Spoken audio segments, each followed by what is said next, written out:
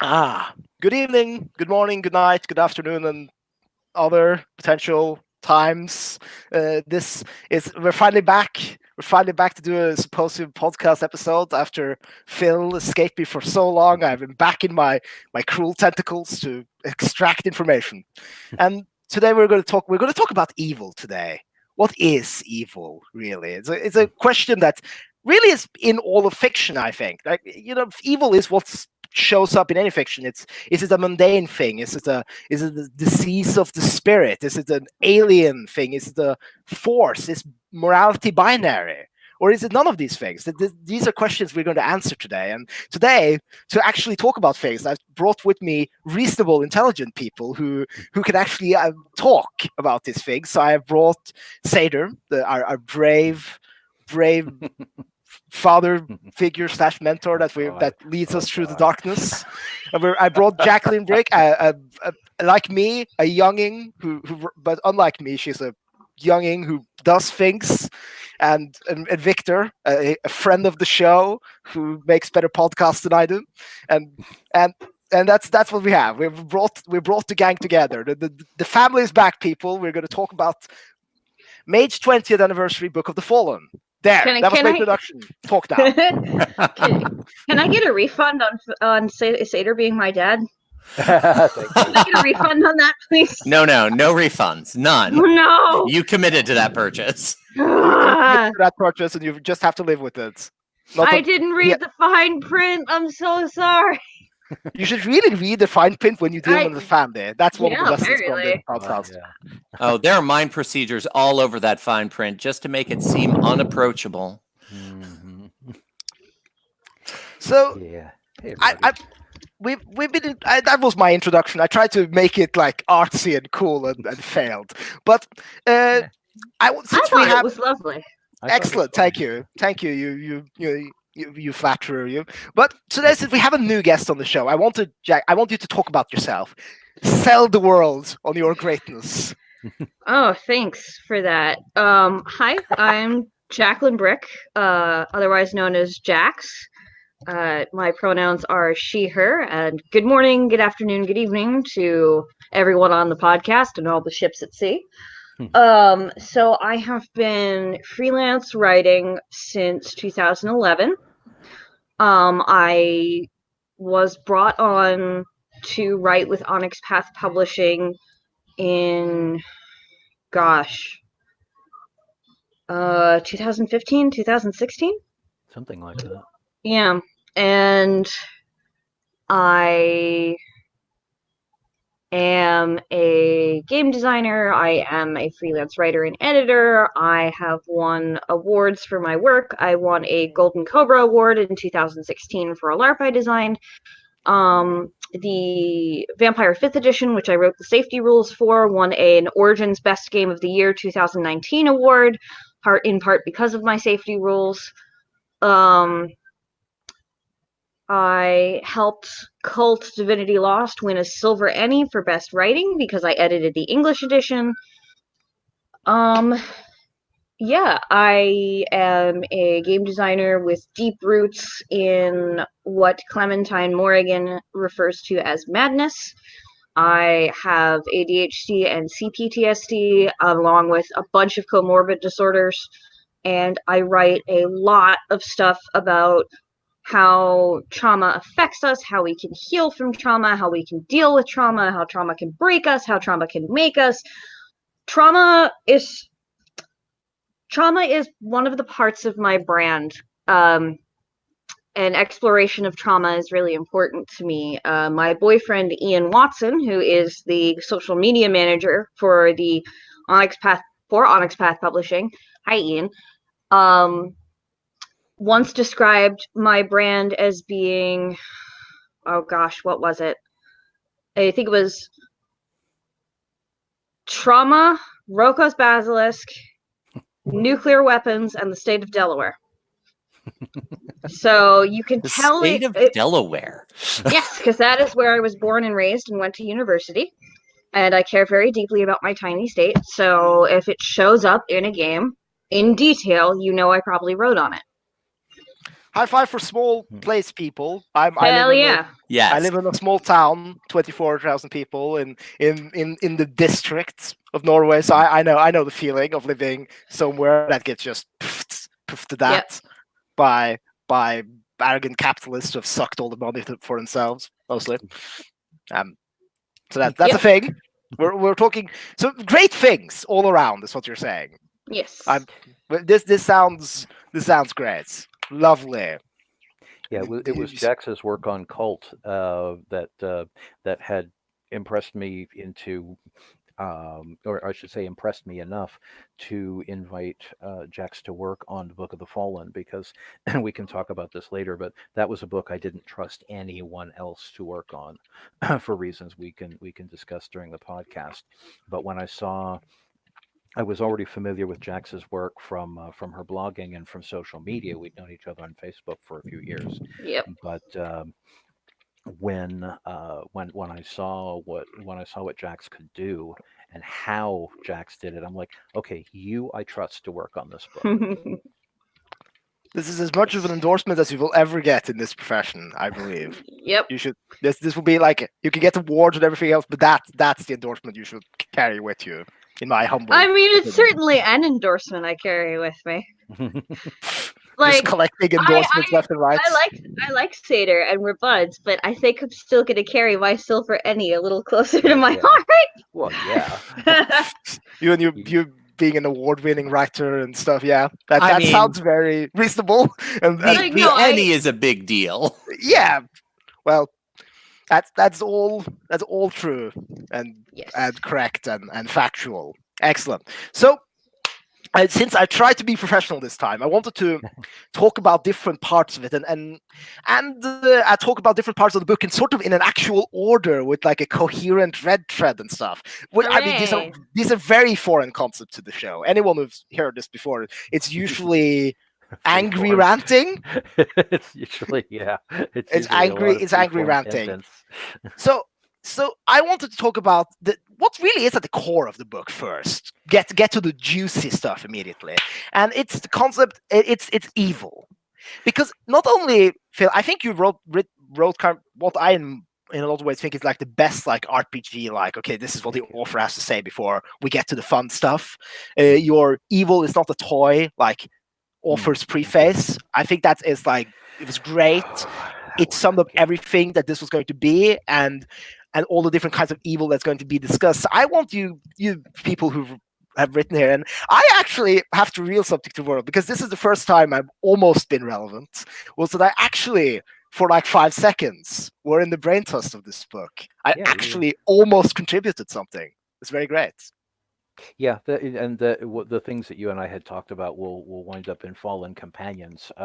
I ended up writing so much more material. The book was already the book that is going to press is already 30,000 words longer than it was supposed to be, and about almost 100,000 words longer than the publisher wanted it to be. So even before it went to editing, and we made some more cuts during editing, but even before it went to editing, I had cut almost 30,000 words worth of material just because the book was so long.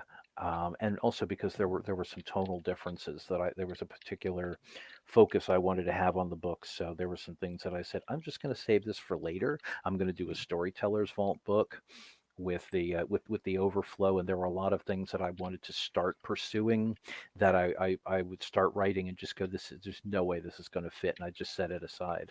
And the thing that you and I had talked about, Carl, is one of the things that I've done that with. So I plan to run with that in Fallen Companions whenever I finish writing it.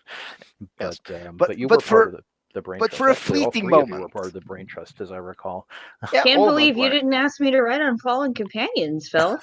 Seder, sorry. I can't pay you. It's a storyteller's book. I can't pay you. I'm just gonna say that that's fine. I, for a fleeting moment, embraced the grasped relevancy, and that was enough. That was the thing I needed from it. But to get back on the track, you wrote the preface. So since Oh yeah. the book isn't technically publicly out yet, we have Not yet. That and the different types of evil talked about in the book and what it means to be an Effendi. And I want you guys to now talk about it while I shut up. So that would be great. So the Nefandi, when they first appeared in Mage First Edition, and I went all the way back to look at how the concept had originated. They were just a werewolf tie-in. They were mages that worshiped the worm, and that was pretty much it. And it's something to keep in, it's something to put the early, really early Nefandi stuff into context, is they were created in the tail end of the Satanic Panic. In the late 80s and early 90s, with the whole heavy metal is satanic, role-playing games are satanic, there are, satanic cults out to kidnap your children and shit like that. That was all still part of what was going on when Mage was initially created. And I had just come out of, as we've talked about on previous podcasts, I had come out of several years of living in a really shitty neighborhood, surrounded by a lot of real world violence and a lot of real world crime, which seriously influenced the Orphan Survival Guide and Destiny's Price, but they also influenced my approach to the Nefandi. Um, my college friend Sam Abbott, who was still is very much kind of the center of our group of metaphysical weirdos in college, which included Bill Bridges, John Bridges, you know, um, Andrew Greenberg, Dan Greenberg, and so forth. That we basically did. Not all of us did hallucinogens, but there were a number of us who did hallucinogens and read a whole lot of metaphysical and political anarchist stuff, and that all kind of wound up metastasizing in the world of darkness a decade later. But when I was putting together the original Book of Madness in 1994, I think that was 94, 95. No, it was 94. Um, when we were doing that, it was there has to be more to them than this. This is just not just they're mages who worship the worm, and they have like black hole elementals and stuff. That just seemed it wasn't it didn't have teeth. I like the black hole elementals. Thanks. I was going to run with them a bit more in Fallen Companions, but they're just there were too many. Yeah, sorry, go ahead. Yeah, I was just going to jump in and say, like, this kind of makes me think about one of the things that stood out to me about Book of the Fallen is you work really hard to break that this is all they are, but at the same time there's space for those Nefandi.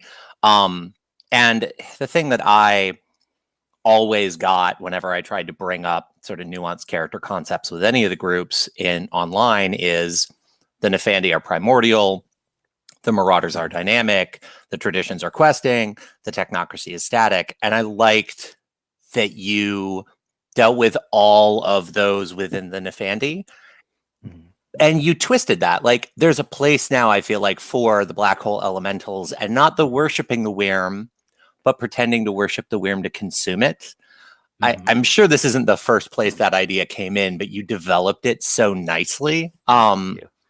And yeah, I'd love to hear how much you were considering, like, maintaining the Nefandi people currently had and making a space for them, but torquing it, or if you really kind of wanted to throw some of the old stuff out entirely.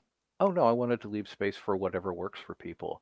I felt like they needed one. I felt like they needed more teeth. Two, I felt they needed to be more realistic and more relatable than the kind of nebulous thing that they were in first edition. So when I was doing the Book of Madness, I had contracted our friend Sam, because Sam, there's a reference at actually one of the characters. I'm blanking on the character's name, but his name is a kind of a mangling of Sam and Abinet. He's one of the notable figures of the Clasha faction in Book of the Fallen, and there's a reference to him worshiping the Screaming Buddha. The Screaming Buddha is a statue that Sam actually made during college, with his kind of this anguished expression, his head thrown back in a scream. And Sam's remark was, "If you were that enlightened, you'd scream too." and it was a joke, but at the same time, it struck me as a really profound joke. So that was kind of the image that I've been running with the Nefandi since the book of, or rather, since the Book of Madness. Um, the idea of enlightenment as this enlightenment as primordial terror, and so that's what Sam and I were going for when we did the work in the original Book of Madness. Was a combination of the primordial terror, cosmic existential horror, and personal atrocity. One of the groups in which I made a reference to in the Book of the Fallen as well, but that's in the Book of Madness. The Knights of the Inner Circle is a parody of a Dagger Here group I was in 2000, not 2000, 1983. Oh, Dagger here. Yeah, exactly. You know how dysfunctional that shit can get. And Hmm. Oh, I I used to be in Dagger here I didn't know specifically, that. and yeah. Oh, that's funny. I didn't know. I didn't even know Dagger Here still existed until For, about for, 10 for a years Mhm. young ago. person who has no idea what Dagger here is, could you explain it so I can It's a feel like it's I a know things? it's a boffer LARP with no roleplay. Yeah. So it's a bunch of hitting each other with padded weapons. Yeah, it there used to be some role play to it. Oh, I don't know, like in the early '80s, but it's essentially if Markland is if Markland is the poorer cousin of the SCA, Dagger here is the poorer cousin of Markland. Oh wow! Because when you described that, I just thought, why not go to heavy weapons training at SCA? They Yep. happen. They're affordable. If you just want to do the fights, go and do it. I can't speak for what it is now, but when I was in it, it was for teenagers who couldn't afford. Also, we're talking almost 40 years ago, so even the SCA was pretty was pretty rough at the time. That's But fair. but this was basically kids who put on vaguely medieval gear, made ridiculously padded weapons, and beat the shit out of each other, got drunk and fucked. And that's Yep. basically what we did. That is only changing recently with the addition of people who are trying to have codes of conduct and safety rules, and shocker, not shocker, people Yeah. are fighting back against that because that's mean. Yep, of course you're oppressing my freedoms. Rah rah rah rah rah. Yeah. The funny on a funny note, tying all this together, it's where I met my first wife was in Dagger here. Oh, Jesus. Right. We were kids, and we're the ones who wound up, living in the shitty neighborhood that wound up, Yeah. immortalized in Destiny's Price. I Anyway, mean, it's Anyways, no, go ahead. it's literally where I met, several pedophiles who were trying to groom me. So uh, yeah, uh, you can Not. cut that. You can cut Yeah. that bit out if you want. I don't mind, but here's the thing. I don't do editing here. Yeah. it's It fine. Because I don't also have the skill to do that. like that's part of the context of what you talked about earlier about where your writing comes from, and Yep. that context is not going to be grand. Nope. Now, I should point out, I do have friends who might listen to this. And hi, Rachel and Andrew, you're wonderful, and I'm really proud of you for all the work you're doing in Dagger here to try and make it safer because that is hard fucking work. Mm-hmm. And y'all are doing amazeballs, and I'm really proud of you, even though I couldn't stand up for myself in Dagger here. So thank you. We will thumbs up these people. Yeah. Thumbs upping has commenced. Yeah, so when revisiting this a little bit, when revisiting this later in Mage 20, because obviously I worked on Mage for a while, and then I went away, and then I came back, and when I came back, I said I really want the Nefandi to be relevant, and the Boogie Boogie Satan cultists seemed a whole lot scarier in 1993 or 94 than they did in 2012. And so what I looked at when revising the Nefandi for Mage 20 was looking at the terror of what's really going on these days, and it's become even more so since 2012 when I wrote the entry. But to me the real fight, the real evil in this world these days is between the people who are intentionally malignant and just wanting to exploit the world and destroy humanity and hope and all of that because it's fun and profitable, as opposed to and people who do these things out of their own sense of trauma, and the people who were like, no, we can be better than this. We need to be better than this. And so that's very much the approach that I went with in both the Book of the Fallen and Mage 20 in general. I also, as people who have followed Mage over the years, the initial the original concept in Mage First Edition was magic versus technology, and then I changed that because I was like, magic is a technology, and technology is a form of magic. And I, over the years, de-emphasized the fight between the technocracy and the traditions, and made it more about trying to make a better world and trying to make a better humanity, as opposed to, well, you use a computer so you're bad. No, you use a one because you're bad. And so in Mage 20, I just said the idea with the 21st century and the fact that, well, I mean, listen to us right now.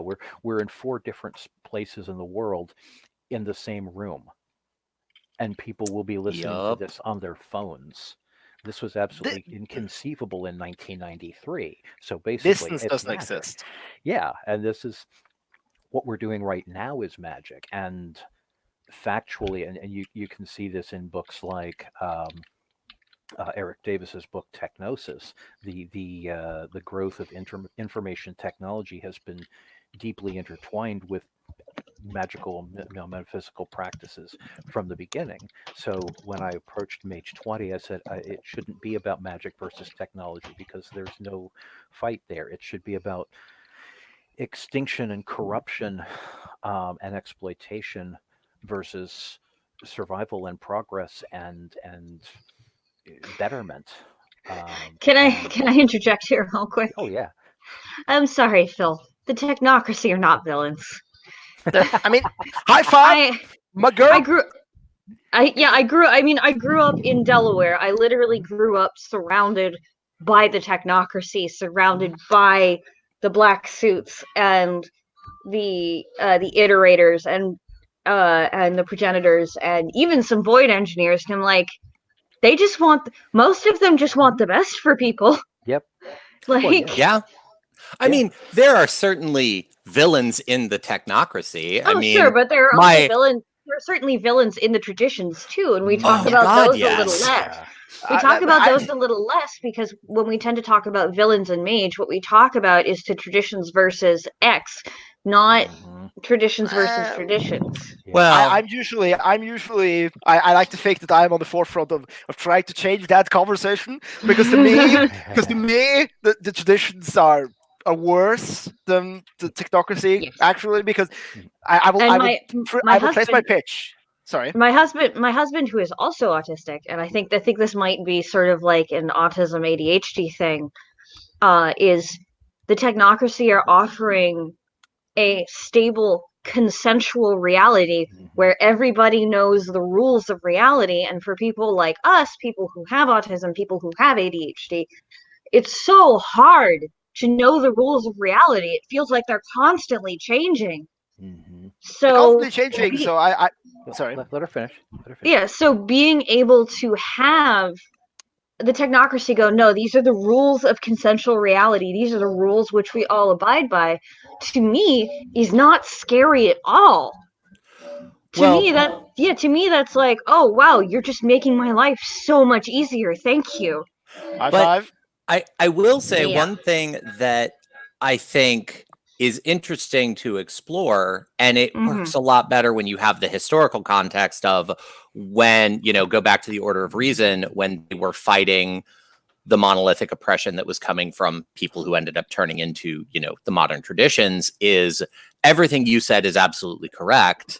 But when do you get into the power corrupts dynamic? Like, right. There are a few people who would argue that the modern NWO are taking the right approach to the goal you described, but other factions within the technocracy maybe are. And similarly, you go over and look at the Hermetics, and it's like, yeah, as it turns out, if you had the exact amount of power the technocracy had, you'd be as bad or maybe worse.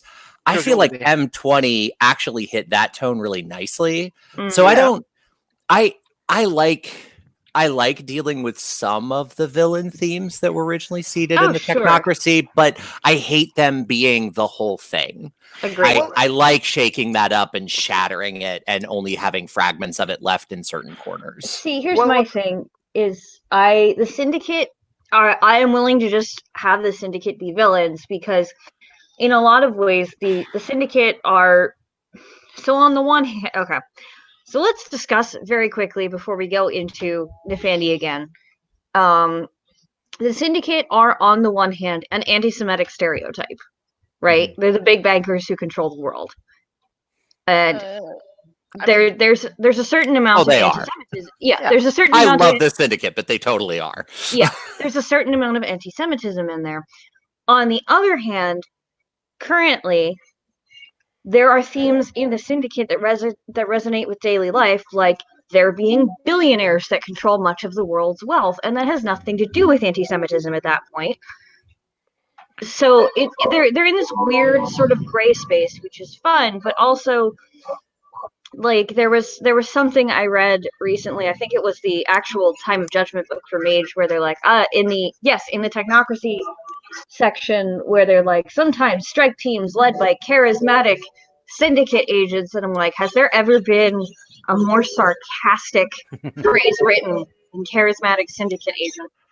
To Well, which, to so which my I will say better? the guy who runs the company I work for is a charismatic Syndicate agent. oh Like sure. that's actually really. I've run into so many of those people in the real world. Like Sure. startup culture is rife with them. Ah! Jax has personal experience with that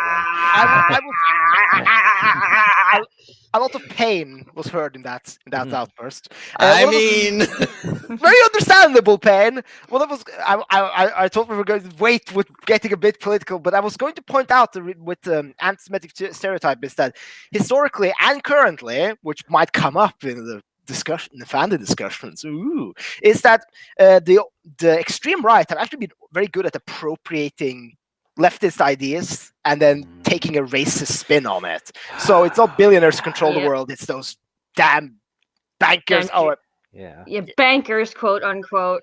Yeah. Actually, I was so fucking mad. I had to leave a group about the Untitled Goose Game of all things Aw. because somebody decided to make the Happy Merchant, which is that Jewish merchant wringing his hands with the big nose picture, Mhm. in the art style of Untitled Goose Game, and I was like, nope, I'm out. that's Comrade atrocious. Comrade Goose would not stand for that. Comrade Goose would absolutely not stand for that. Comrade Goose would not even attack that person. Comrade Goose would not attack that art. Comrade Goose would attack the person who made that art. Would He just would- actually break out of the game. and just honk him into submission and just step Yes. on him. I mean, Yes. Something I just want to throw this tangent in there real quick. It's funny because I'm the one who shifted the Syndicate into the millionaires controlling the world. Because initially they were just gangsters with magic. They were an anti-Italian, anti-Sicilian stereotype in Mage's Interesting. first edition, and I made them. It had never. I mean, I was married to a Jewish person at that time. It had never crossed my mind that was an anti-Semitic stereotype. I was Yep. looking at the Koch brother. I was looking at the Koch brothers specifically. I even name checked the Koch brothers in the first edition Technocracy Syndicate. I was looking at people Yeah. like the Koch brothers. hello, Koch brothers, funding all the alt-righters out there. Fuck Exactly. I mean, those are the people when I was talking about the cabals of ultra rich people. I wasn't talking about George Mhm. Soros. I was talking about David Koch.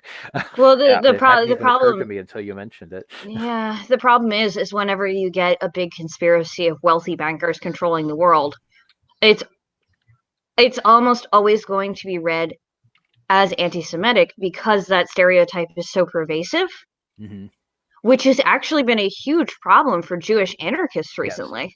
Yeah, that's very true. And the funny thing, again, this is this is one of those generational things. It hadn't Mhm. occurred to me because I was especially vehement political activist in the 80s and early 90s. Mhm. Marches and the whole nine yards. What what I was looking at when I was doing that was I was putting on my Jello Biafra hat and going up against the Ronald Reagans of the world with my Right, portrayal sure. of the syndicate. The the resurgence of the resurgence of the hand wringing Jewish banker. Like I said, it literally had never even crossed my mind, except Hmm. when I was taking shots at the protocols of the Elders of Zion, which I take shots at in I mean, all the time, but yeah. Yeah. because Uh, Well, Okay, so, anti-Semitism so is before we get all the way for me. into all the tangents of the world, Yeah, I want to first just say that I fully support the pro technocracy angle here. I think it's great. Uh, Woo. or Neurodivergent 5. yeah. And I I was going to am give the my one who wrote. pitch. Oh, sorry. Go ahead. I was going to give my pitch that why I like them more is that they were a unified, sort of unified group with a overall common purpose. If they have different stunts on it, that's details. The traditions are a protection racket. They don't have a Yeah. unifying idea. They have the ascension thing, but that means completely different things depending on who you ask. Well, yeah, and Yep. that's one of the reasons for the Goat Kids. That's one of the reasons I created the Baffies Yeah. in Book of the Fallen was because they are not at all subtle satire of my experiences with people in the New Age neo-pagan and burner populations, and like as Jax was saying a little while ago, the predators who Yep. just trawl through those. Through those subcultures going, hey, look, I'm sex positive. Hey, look, I'm magic. Hey, look, I'm empowering. Hey, young, young apprentice, be my sacred lover thing. And Yep. I still consider myself very much a pagan, but I've gotten very disgusted with the predators that I've seen in those subcultures that I've been a part of for 30 something years, and with the way in which so many other people just pretend they're not there.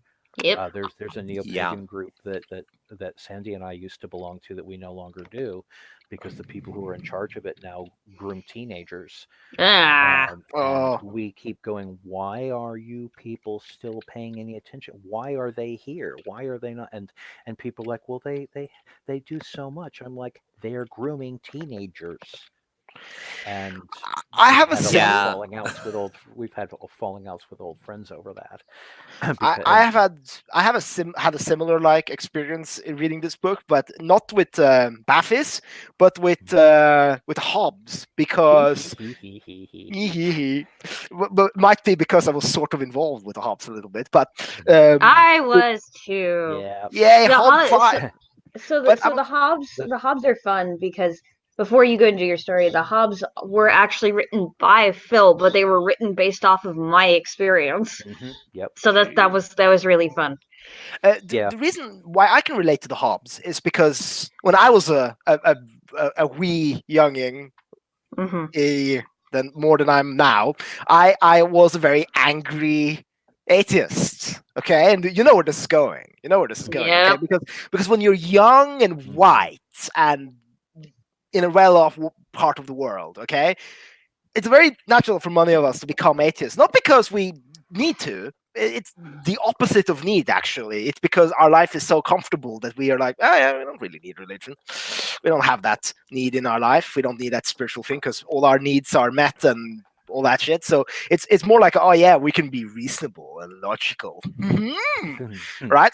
So I used to watch atheist videos on YouTube. I used to watch Bill Maher in my Oh boy. shameful years Bill when I Maher. was Bill Maher.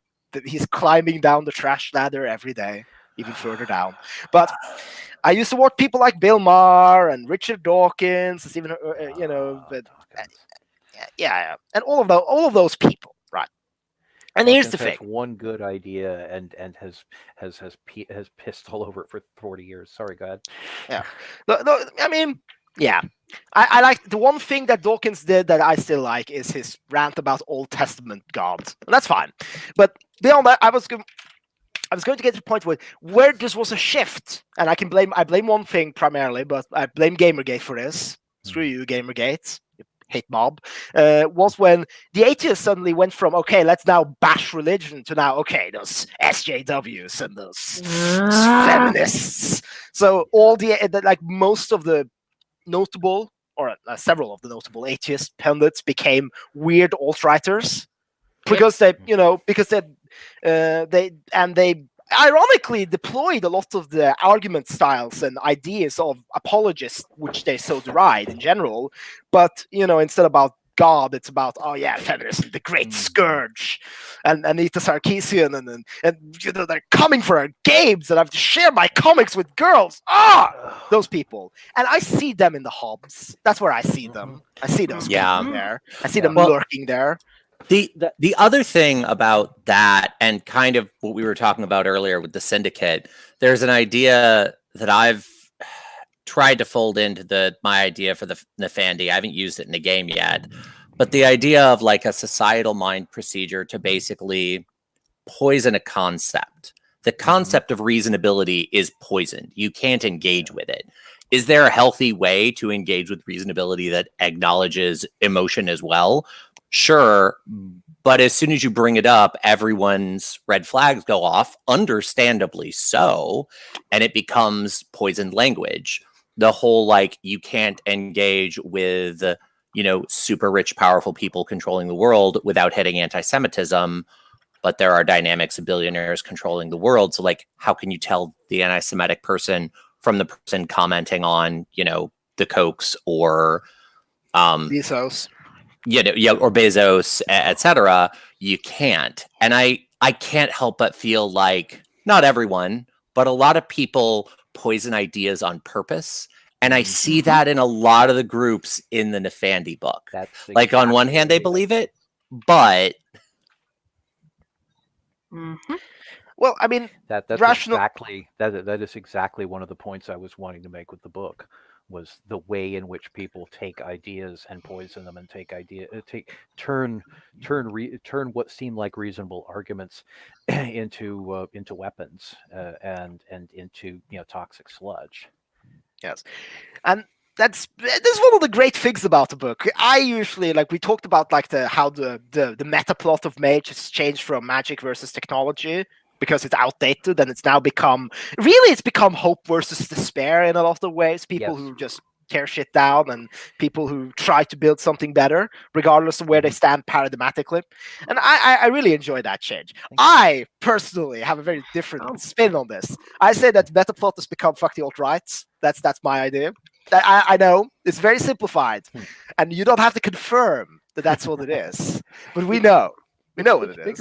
It's bigger than the alt-right, though, because like I was saying a few minutes ago, I know plenty of people who are, who would never think of themselves as right wing, who are leftists, who are every bit as bad and predatory and vile and disgusting as the alt-righters. They just don't have the same degree of political and financial power. But some of them, they don't game a the system. parody of. They don't game the system that well compared. Right. Well, and part of it is that those people are less united, and also societies tend toward any society. Historically speaking, exists in a tension between progress and conservatism, and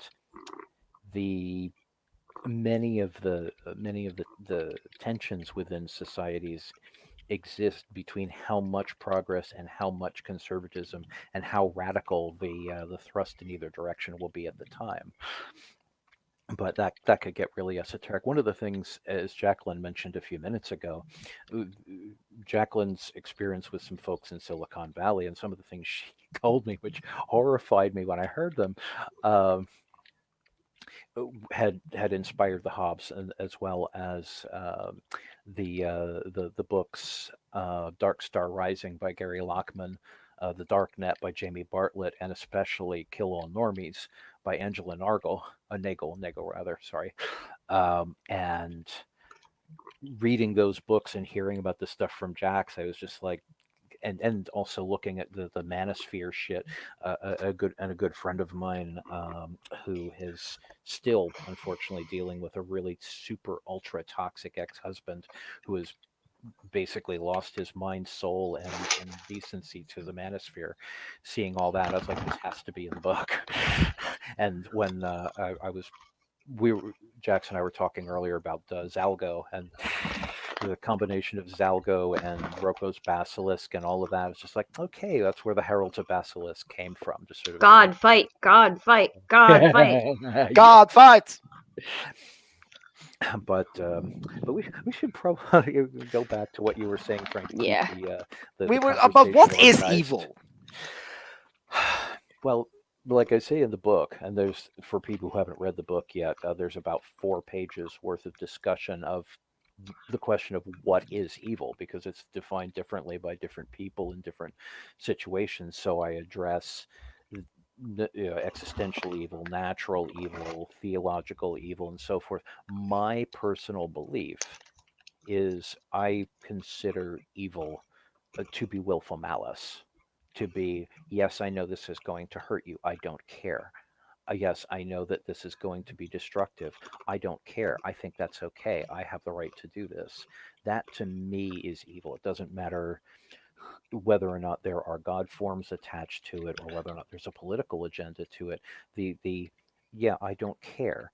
Um, and I also had to um, do some wrangling, some editorial wrangling to get this back into the book, because some people felt I'm not going to go there, but there I do address the difference between clinical sociopathy, which is a innate lack of empathy, with the choice to be callous. There is a profound difference there, and for me, evil is a conscious choice to do malignant things. Yeah, I'm very glad you actually helped to define that, and I think it's a good definition. But also the clinic sociopathy thing, because of, neurodivergent people. Some of us aren't sociopaths, but we have reduced empathy in a lot of ways. Hi world. I have a very quick anecdote about that. Like, for example, the other day, my mother called me about like a very distant relative, at least by my standards. Like, oh, this very distant relative has died, and my immediate reaction was, had I ever met this relative at any point? And she was like, yes. I'm like, I don't remember that. Well, okay. Yeah. And that's not because I'm malicious, I like to think. No, that's just well. One of the reasons that it was important to me, besides the fact that we have a lot of Mage in particular attracts neurodivergent, non-divergent. I don't even like the term divergent. I like it better than neuroatypical. Yeah. I like taking the normie's terms and then using it as power. So divergent, atypical. Given that neurodivergent, neuroatypical were both come up with by the autistic community, it's not actually a normie term. True. Yeah. Which that's thing. I have this very weird philosophy, or not weird, but it's very basic actually. But I have this philosophy. I don't like assholes ruining things. Yeah. Mm-hmm. I have like assholes are trying to ruin and poison all the words, like political and agenda. Those words can almost never be used now because they're in internet discourse. There are such toxic terms that they've lost all of their original meaning, and I refuse to stand by that. I'm going to use agenda happily as much as I want without assholes coming up and being like, "What? Look at Star Wars. It has bombs in it and an agenda to make a science fiction film." Because the greatest tragedy in the world today is obviously that everywhere, even in science fiction comedy films, we see feminists try to have women in the movies, like, and they're pushing their agenda down our throats. Woman created science fiction. Yes, they did. Created science fiction. You can't prove that. You can't prove that Mary Shelley wrote something. Whoever that is, I don't know. And you can't prove that. Like, she didn't only create Frankenstein; she also created the first post-apocalyptic science fiction, The Last Man. I mean, Mary Shelley created science fiction, and how people can continue to go. I don't want feminazis ruining my SF. Like, dude, you don't know what you're fucking talking about. It's Anyway, almost like predominantly Star Trek fans used to be women back in the day. Yep. right? Oh, Yes, yes. But Joe Trimble is the reason that Star Trek still exists. My mother was a Also, high avatar of that whole phenomenon. Also, Lucille Ball produced. Yeah. Yes. Yeah. But only men can be Trekkies, obviously. I have to yeah. share my comics with girls. Ugh. But yeah, like I mean that's a great tragedy. We see these feminists everywhere to try to push their agenda, and this is somehow everyone else's fault, but the people who see these things that are completely real. And this is how we go off. This is how the Symposium broadcast turned into a long We go in grand tradition. But to pull it back to the Nefandi, like all of these things that frustrate us, right now we're venting about the annoying conversations we've had online, but talk about the birth of like doxing and swatting. It's so deeply entrenched in these ideas, but because it's comics or whatever, most people dismiss it. And that's just that to me, that's just like core entropy correspondence mind Nefandi procedure right there. Like exactly. that's Nefandi 101.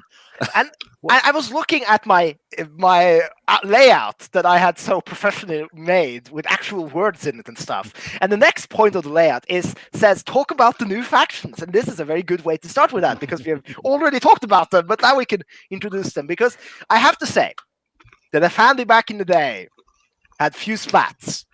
Yeah, it's sad but true. We had the Infernalists, and Infernalism in World of Darkness is a thing that's is very clear cut and easily explained and coherent. All of these things. I actually really love that Infernalists are such a endemic thing to the World of Darkness. Every faction has an Infernalist. Everyone has every line has at least one brand of Infernalist, and I think that's fucking rad. I don't think Changeling does actually. We should get some Changeling Infernalists. That's all I'm saying. Get them Agreed. in there. I don't know what that relationship would look like. That would be very strange. Victor, that's your next word. No, see now you have a Shadow Court, and the Shadow Court is getting glamour by interacting with demons. Yeah. Well, but the weird thing there is the whole backstory of fairies having been turned into demons. It's the separation in species that ends up being a little weird in the way they function. Yeah, but that's fine. You can write the Storyteller's Role project about that. Anyway. He wrote a great book about in Mage Land. We should look at that, people. But anyway. That was a plug. Before Phil goes into the new factions, which are great and they're really fun.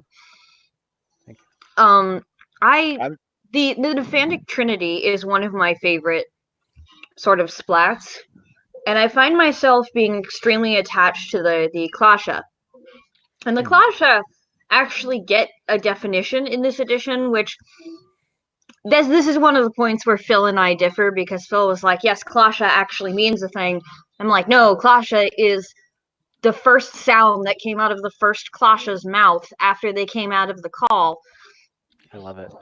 Which was... Because it's very similar, because Mage and Werewolf are very similar, and they're sort of sister lines in a way. There are reasons for that. Yep. I mean, there's three sisters, really. It's Werewolf, Changeling, and Mage. Yeah. Yeah, so as my husband said, Klasha is essentially the O face of the Klasha. Like, it's the first syllable that came out of their mouth after coming out of the call.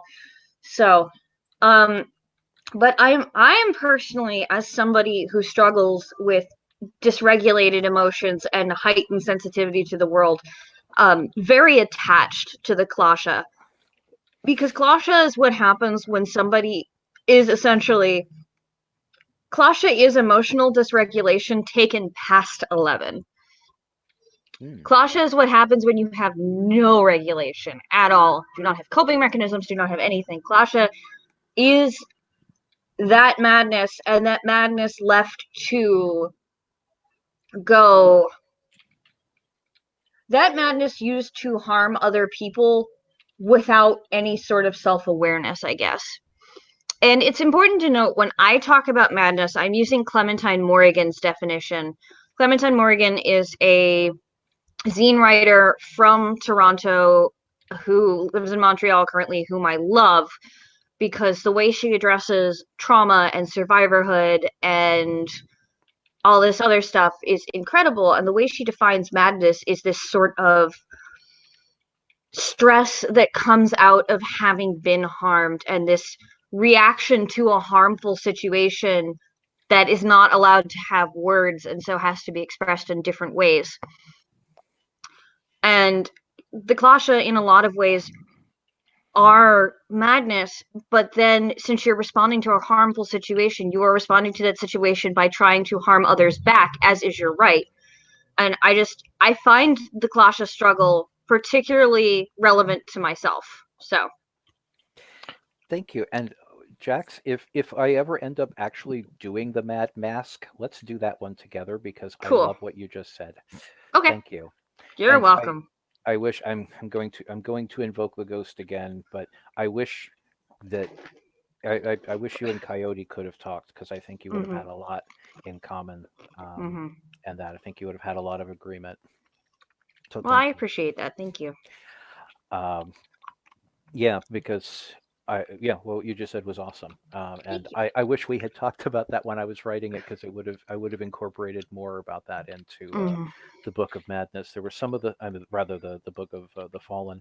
There was some of that. I mean, the name which I came up with in the Book of Madness was just a sort of thing. So you're absolutely right on that one. But your perspective on it and your depth on it are there were some things that hadn't occurred to me, and I appreciate you mentioning that. Aw, And I thanks. definitely want to work with you more on that if we get the opportunity to do so, because that's pretty fucking awesome. But yeah, I honestly can't say anything about the second part of the Trinity now because Yeah. that they were better introduced than I can do it. Yeah.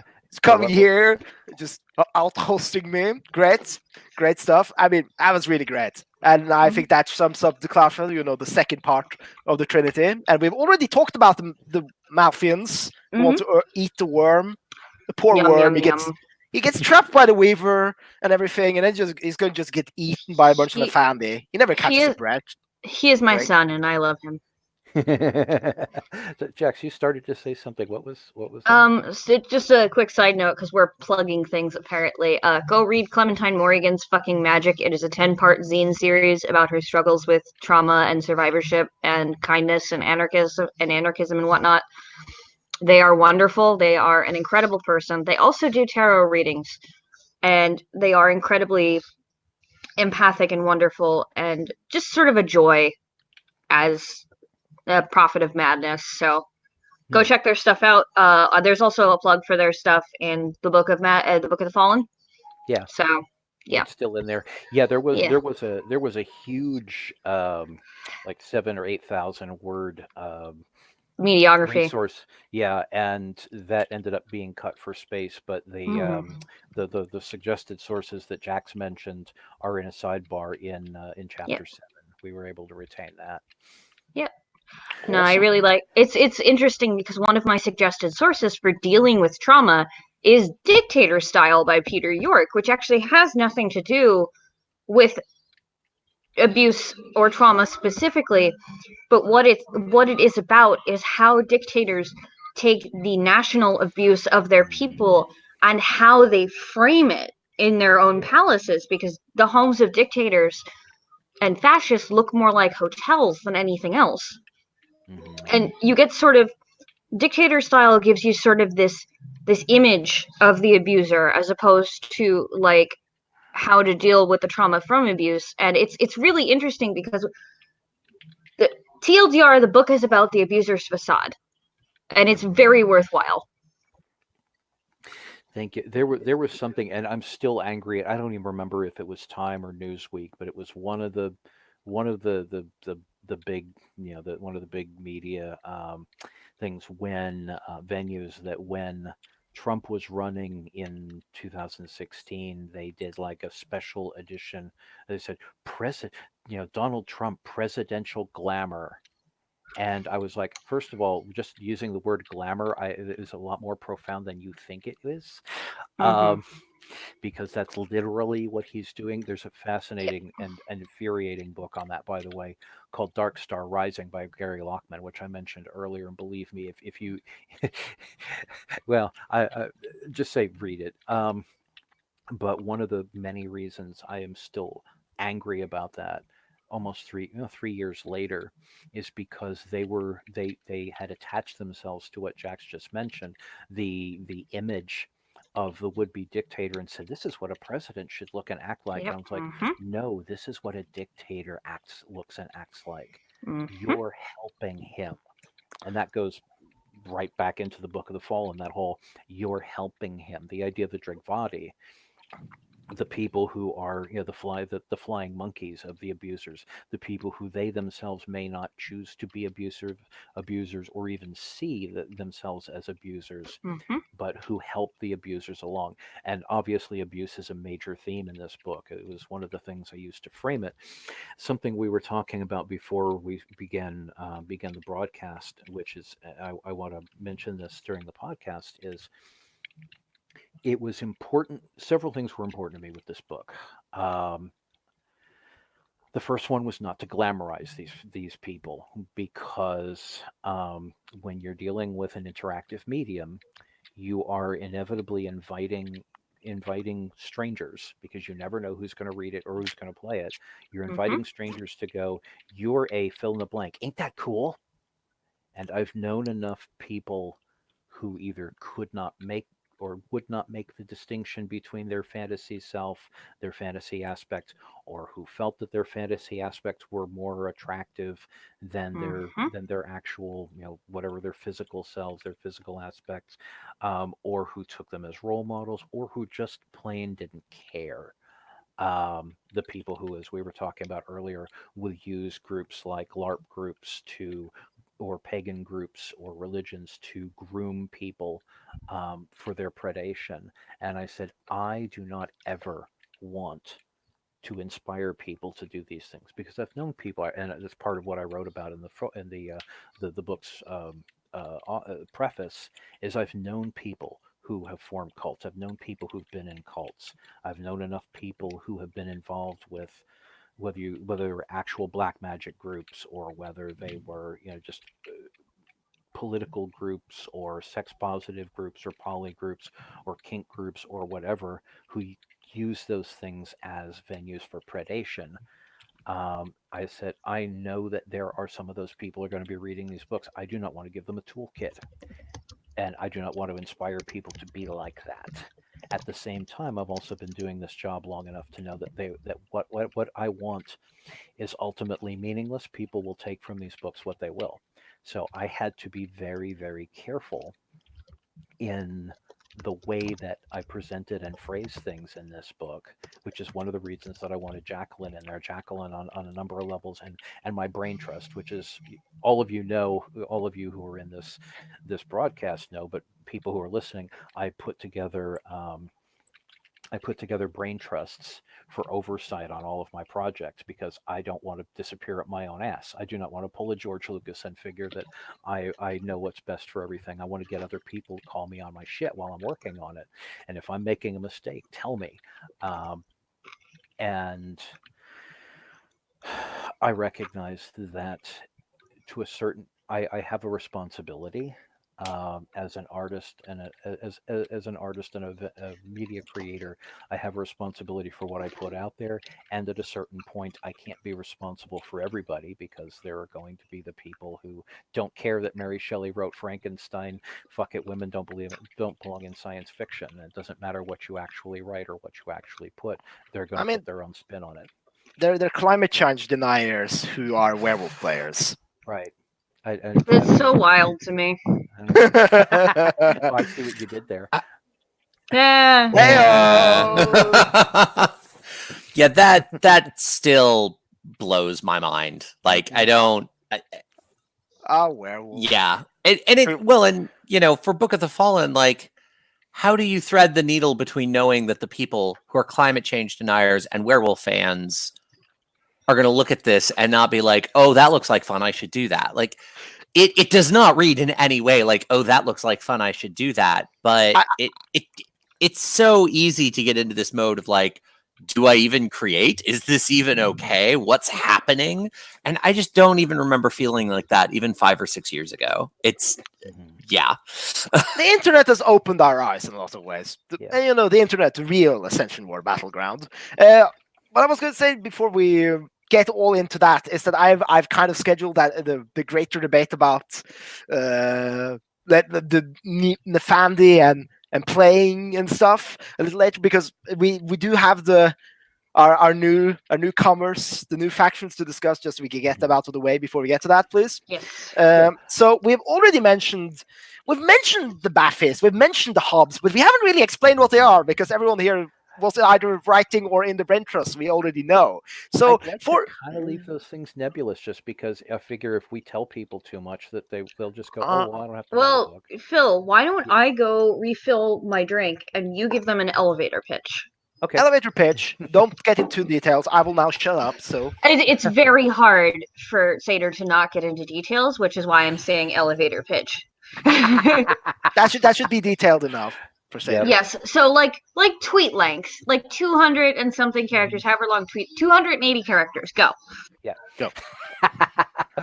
Okay, so the new factions that I the new factions that I brought to the table, which is one of the reasons that anyway, the new factions include the Heralds of Basilisk, who are essentially use virtual media and the internet to bring about the corruption of humanity and possibly very probably the end of it. They're the Ironhearts, who are people who use technology for malignant purposes, specifically, apocalyptic technology. They're the Xyz, my personal favorites. The Xyz.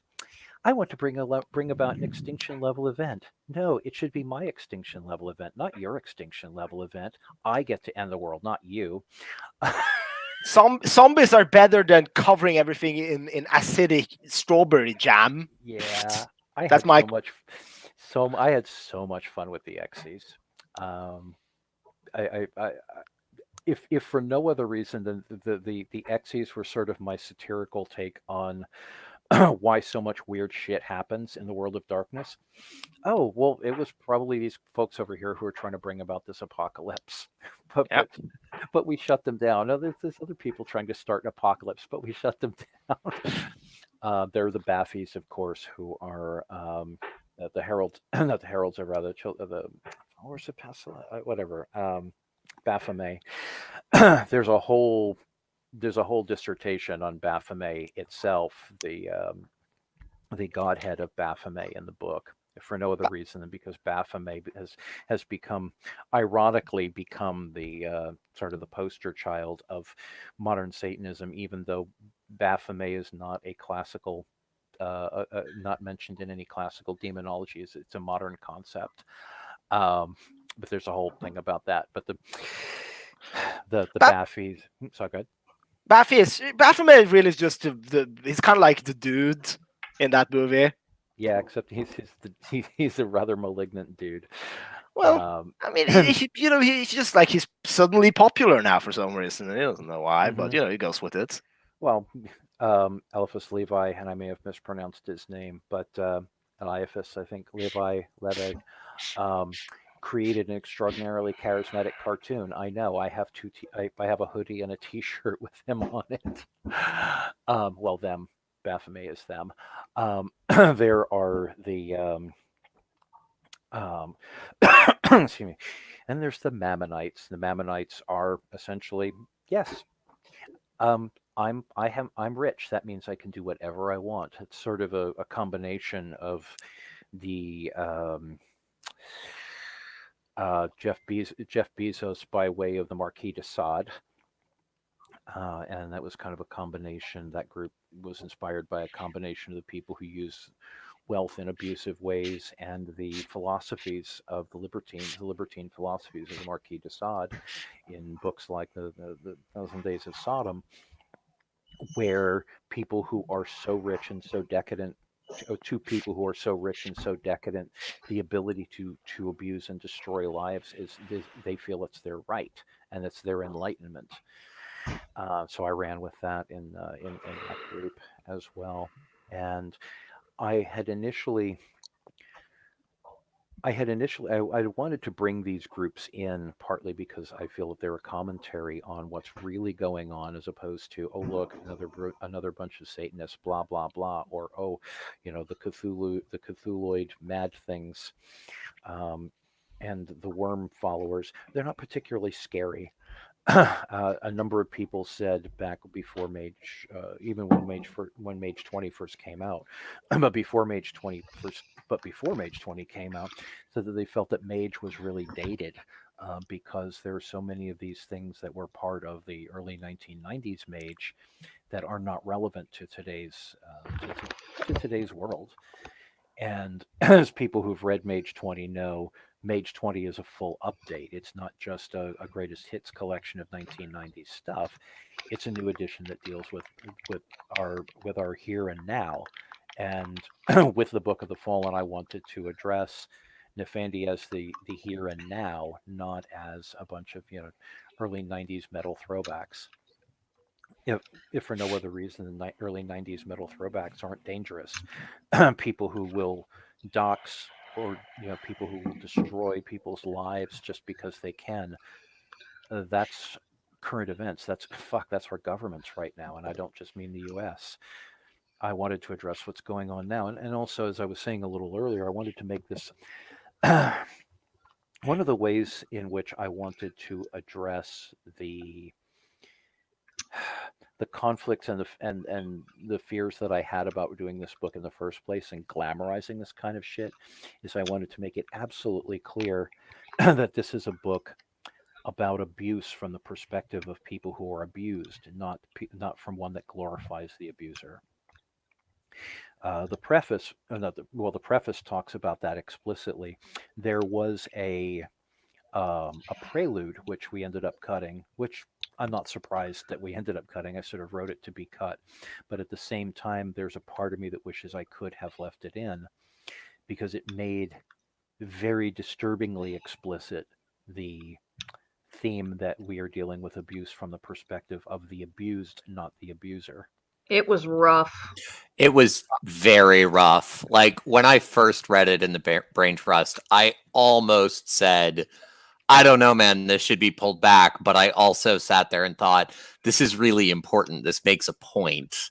I'm also not surprised it was cut, but yeah, no, I flat out told Phil that I was writing safety rules if we were including that, and my safety rules wound up being included, whereas his did not. So I remember that intro. It's the one with the protesters, right?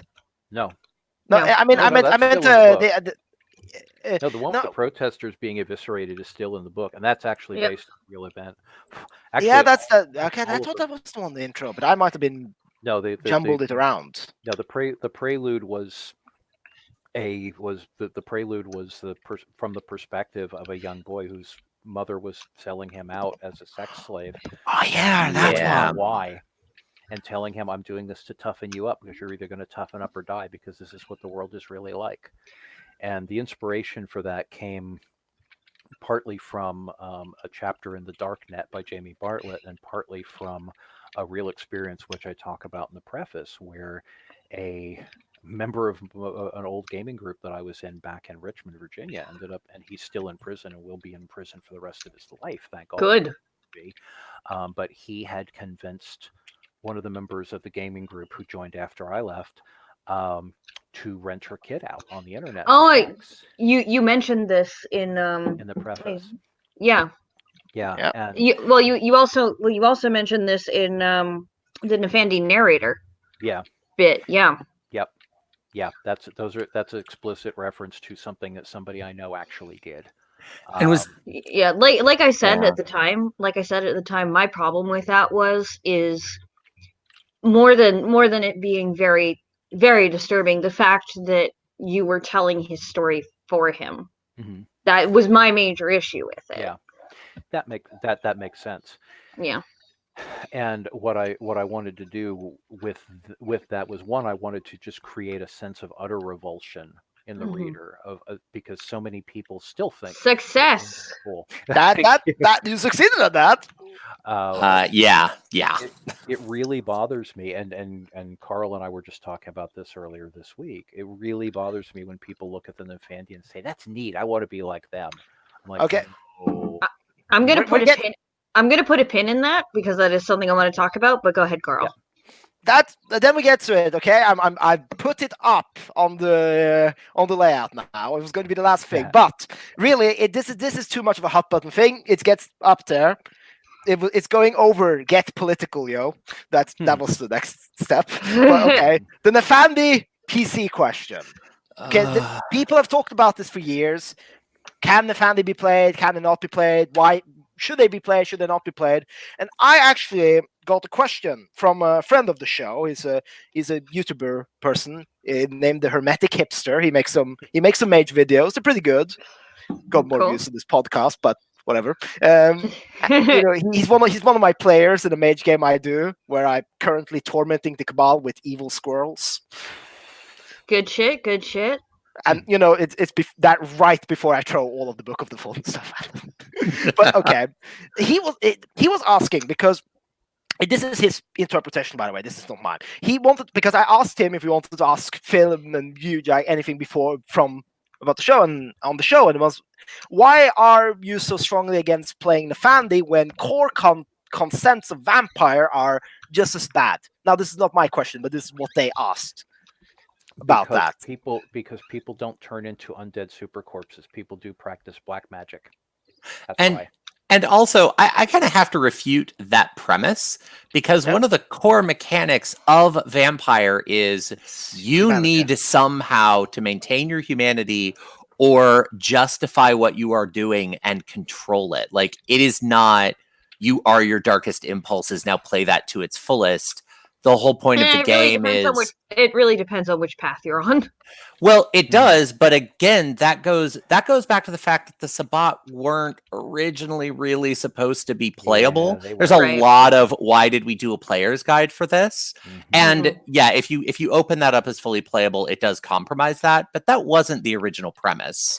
And even the paths are described as justification. Like, sure. The paths are alternative codes of ethics meant to justify their behavior. And while some of them are extremely alien, horrific, there is a morality system there. They have defined, except for Path of Evil Revelations, but screw that path. That's really what I was going with, but yeah. But that one is also the one who's like, oh, I am evil. Well, and also the Bali, similar to the Nefandi, were not supposed to be playable. I see so many people talk about playing them, and I cringe in the same way that I cringe about people playing the Nefandi. Like, why? I actually set the Bali of a step lower than the Bali, though, because the Bali in the Bali clan book have okay, we're doing all of this horrible shit, but it's to stop the dark things from consuming the world and shit. Now, so that there's at least, I mean, not everyone adheres to that, so obviously. Now that we have gone off into Vampire, and I am restraining myself from talking about the Path of Lilith because I have extremely complicated feelings about the Path of Lilith, and so many people don't realize why Lilith is important. A lot of people realize that Lilith is important. Anyway, but we should go into Phil. Seder. My bad. I'm so sorry. It's okay. But we should go into Seder talking about his feelings on why Nefandi should or should not be players, and then I want to go into my feelings about that because I have extremely complicated feelings about that. Excellent. Let's go. Let's go, Seder. The short version is, I absolutely agree with Jax. We were talking about this a little bit before we started recording.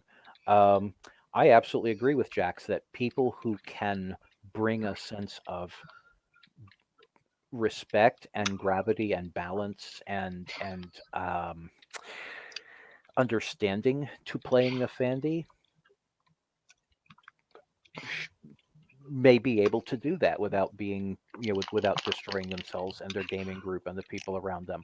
I've been doing this job long enough to know that the average gamer or even the average World of Darkness gamer is not going to bring those things to it. So I say, as a blanket thing, you shouldn't be able to play these things if you really want to. Here are guidelines. But know that, and Jax wrote some of this in the Book of the Fallen. Jax wrote some about this in Chapter 7, and I wrote some about this in Chapter 7. And there's also stuff about it in Mage 20 itself and in the Book of Secrets. I know that there are people. I mean, I personally do a lot of shadow role play. I love Grand Theft Auto Online. I'm a rotten evil person in Grand Theft Auto. I love Age of Conan, and I almost always play assassins. Oh, I'm an absolute trash can in Crusader Kings too. Yeah. Crusader Kings! I am all about vicariously indulging the shadow because I know I'm not going to fuck over real people in real life doing it. I also know as a game designer, I have a responsibility to say, this is probably something you should decide on a case by case basis. I'm not going to tell you go ahead. Like I said earlier in the podcast, you're a fill in the blank. Ain't that cool? I'm never going to say ain't that cool to playing something like the Nefandi. If somebody like Jacqueline can bring the sense of responsibility and balance to doing that, I'm in favor of them doing that way over there, but I'm not going to just go, here's the player's guide to Nefandi, because that shit's fucked up, and I'm not going to put that out there. Mm-hmm. Yeah. That leaves us to Jack's feelings before me and Victor can say whatever we feel on the subject. Hi, I'm Jax, and I have too many feelings about everything. Yay! Feelings! Feelings are great. Also, I hate them, but I love them, but I hate them. It's the curse of having CPTSD. But no,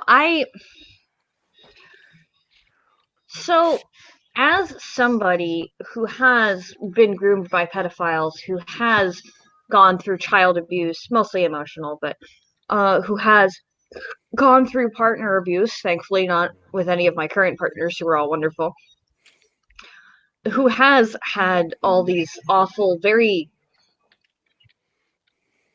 very emotional, very intimate problems, sometimes you do just want to watch everything burn, and it's so easy.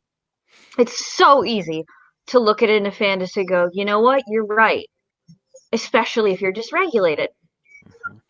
Like I am, like when I get upset, I get upset. Like, and it's so easy to just be like, yeah, no, I get you. I get it. I want to do this.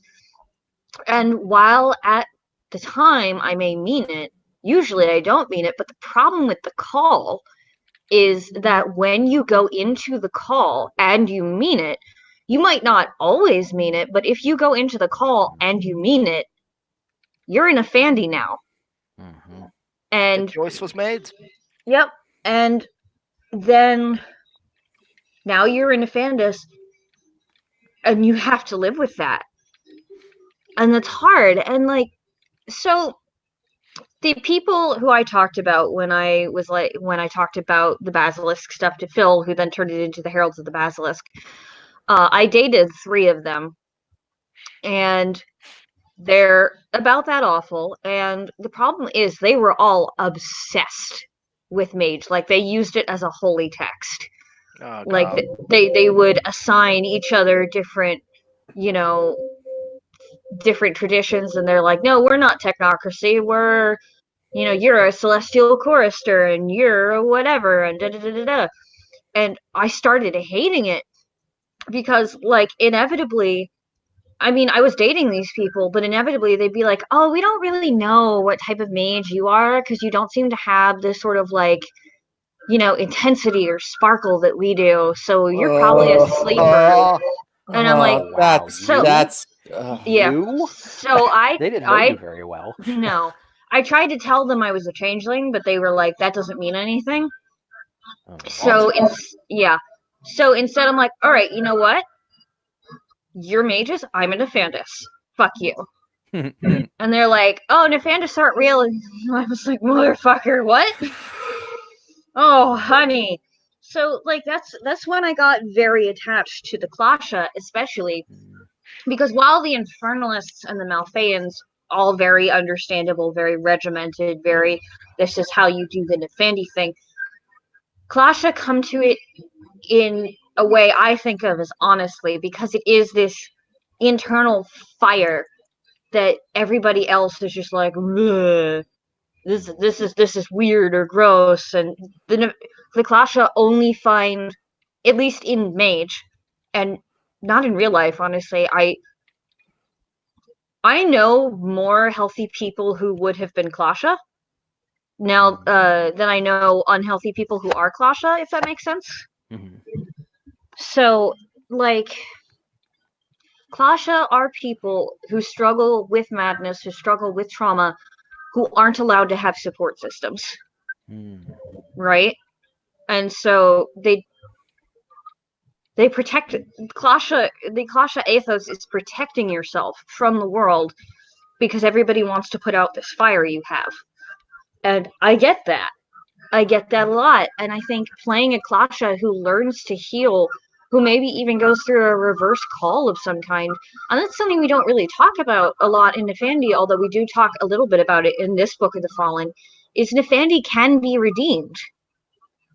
And there needs to be more about that, because it's very few Nefandi are going to be redeemed, but you made a choice. You can always unmake a choice, or you can restore yourself from that choice. And especially with Widerschland, who, like, Don't have to Side- fall necessarily. right, side tangent, I love Widerschland. Yeah. Like, I am extremely protective of Widerschland. Like, I'm like, no, you will be fine. You are not innately evil. Shh, come here, I will protect you. I will do you a protect. Shh. Pat, pat. Like, I wrote an entire sidebar about, because in the first couple of editions of Book of Madness or Book of the Fallen, it was like, yeah, Widerschland, they're all murderers, and they abuse their caretakers and blah blah blah. And I'm like, children, They're the Omen kids. yeah, but children can't abuse adults.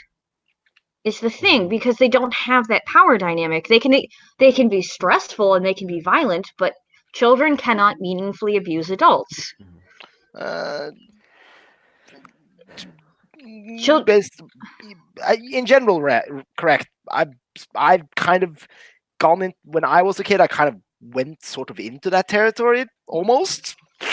But sure, but you don't know, and Jax gets when, into that in the book. Mm-hmm.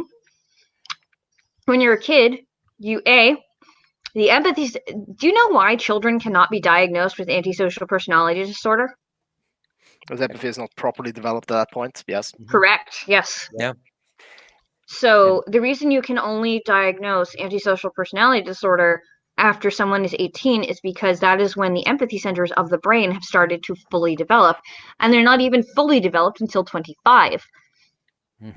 So, yeah. No, go ahead. No, go ahead.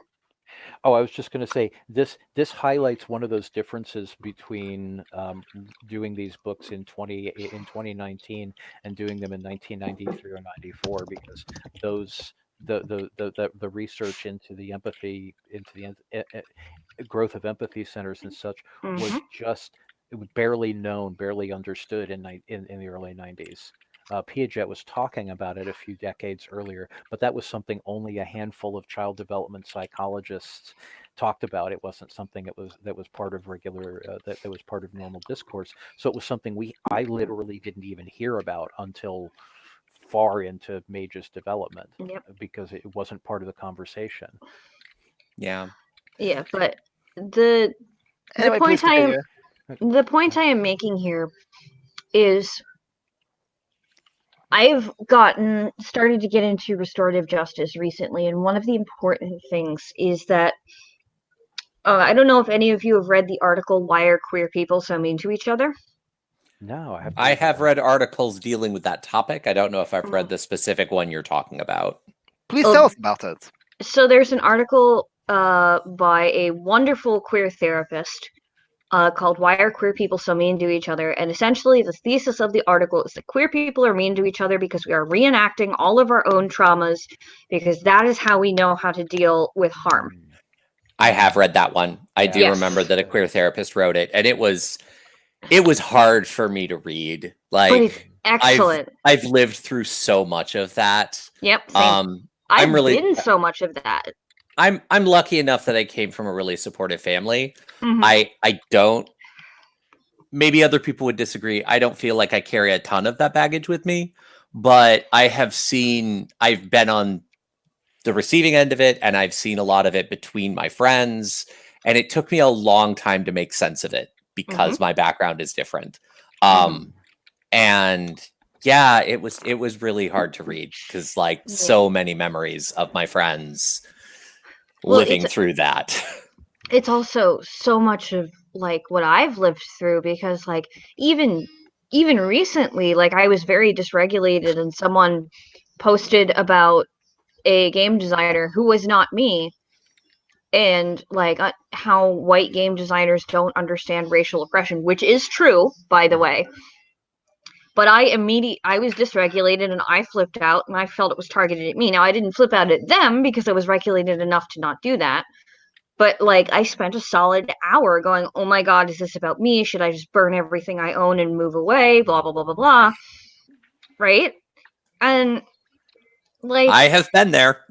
and it's just so much of the Nefandi, and a lot of people don't realize this, so much of the Nefandi is people reenacting their own traumas because they don't know how else to cope with the world, and people aren't giving them an option to cope with the world. Because I mean, you want to talk about call-out culture, a lot of people do. Mages are a fucking nightmare when it comes to call-out culture. Like, they're worse than so many real-life people I know. mages There is no room for error with mages. There is no room to grow and learn. When you're a mage, there is only room to learn. There is no room to fuck up. And so many of these people who have become Nefandi have fucked up and have had these issues and have constantly been told no, no, no, no, no, no, no, and like not being. Go ahead, sorry. Sorry, I don't want to cut you off, but like there was a thought that really relates to what you just said about so many Nefandi are, you're playing out your own trauma. Part of the thing that makes me so reticent about not playing Nefandi in absolute terms, but in making it an easy choice, not playable, but like an obvious choice, is the first time that I got into that territory, I ended up in a game and I made this really idealistic, hopeful, maybe we can bring mystics and technocrats together kind of character. Knew he was naive. And the game ended up being a Descend into Apocalypse game, which I had not understood or bought into. And it reached the point where things had gotten bad enough and my character was so idealistic and naive. And I went, I'm playing through a supervillain creation story. And I'm going to go ahead and lead into that. And I'm going to play through this character's fall. And I told the storyteller, my intention was when I step through the calls, I'm going to hand my sheet over. We're done here. But like what gets you to that point seemed vital to me. Whereas the storyteller was like luring another character into Nefandi, and he was kind of going down the cool, I won't resist, I don't care, this will be fun, whatever road. Right. And like the tension of it and watching it, that game ended up falling apart because none of the players had bought in to what was happening. And there was one particular game where we'd all kind of been like, okay, we're going to throw away the setting and we're going to travel. And then the next game, it got so bad, we all looked at the ST and we were like, no, I'm sorry, no. And like that happened and it left me so uneasy where I was like, how did you play that so cavalierly? And then as the storyteller, the next game we played after it, I had a Nefandi moment where I was running the Nefandi and I had something happen and everyone had the reaction I expected, the kind of like horror reaction. Okay, cool. So I knew I'd hit the nail on the head. Player that was missing came back the next game and we reenacted it for him and he went, yeah, that seems like a reasonable thing to do. And like everyone just like cringed inward. And I was like, this isn't that I didn't hit the horror note. Everyone else reacted. Yeah. What the fuck am I looking at? And like, since that happened, it's not that I don't think someone can play the Nefandi properly. It's just so hard for me to trust that. Right. That's exactly it. I would love to say, and this is something that back we used to have anywhere from rational discussions to literal screaming matches in the halls over stuff like this back in the old days. How much, when you're putting stuff out there to the general public, how much can you trust your audience with? And I'd like to say that I trust my audience, but I've known enough people, like as Jax was saying, who may idolize mage or werewolf or something like that, but completely miss the point of it. Yep. That I'm careful about how much I trust and who I trust with it. Someone I want to mention, and I realized during this conversation that I had left her name out of the concepts by credit in Book of the Fallen, which I will fix, because her influence is felt throughout the sections on the Widerstand and the potential redemption of Nefandi is Kathleen Ryan, because that's one of the subplots running through the Amanda stories in the original preludes for the Mage books, was that Kathy was writing about this character who was a Widerstand, who was seeking to redeem herself, and actually Oh, I the didn't even notice character, that. yeah, the concept of the Widerstand came from Amanda, Oh, and wow. came from the thing that we had going through those various through the various preludes with Amanda and Jericho, and the tension that Amanda the Euthanatos was constantly feeling toward being drawn back to the calls, because in a previous incarnation she had gone into the calls for love. Oh, And wow. that's the main books that address that are the original Book of Madness and the prelude for Mage Second rather edition. But I had Kathy's um, Amanda concept running through my mind while I was writing the material on the potential redemption of Nefandi, but I forgot to put her name into the credits of creative concepts by, because though Kathy and I talked a lot, we were roommates at one point, and she was probably my closest collaborator on Mage back in the 90s.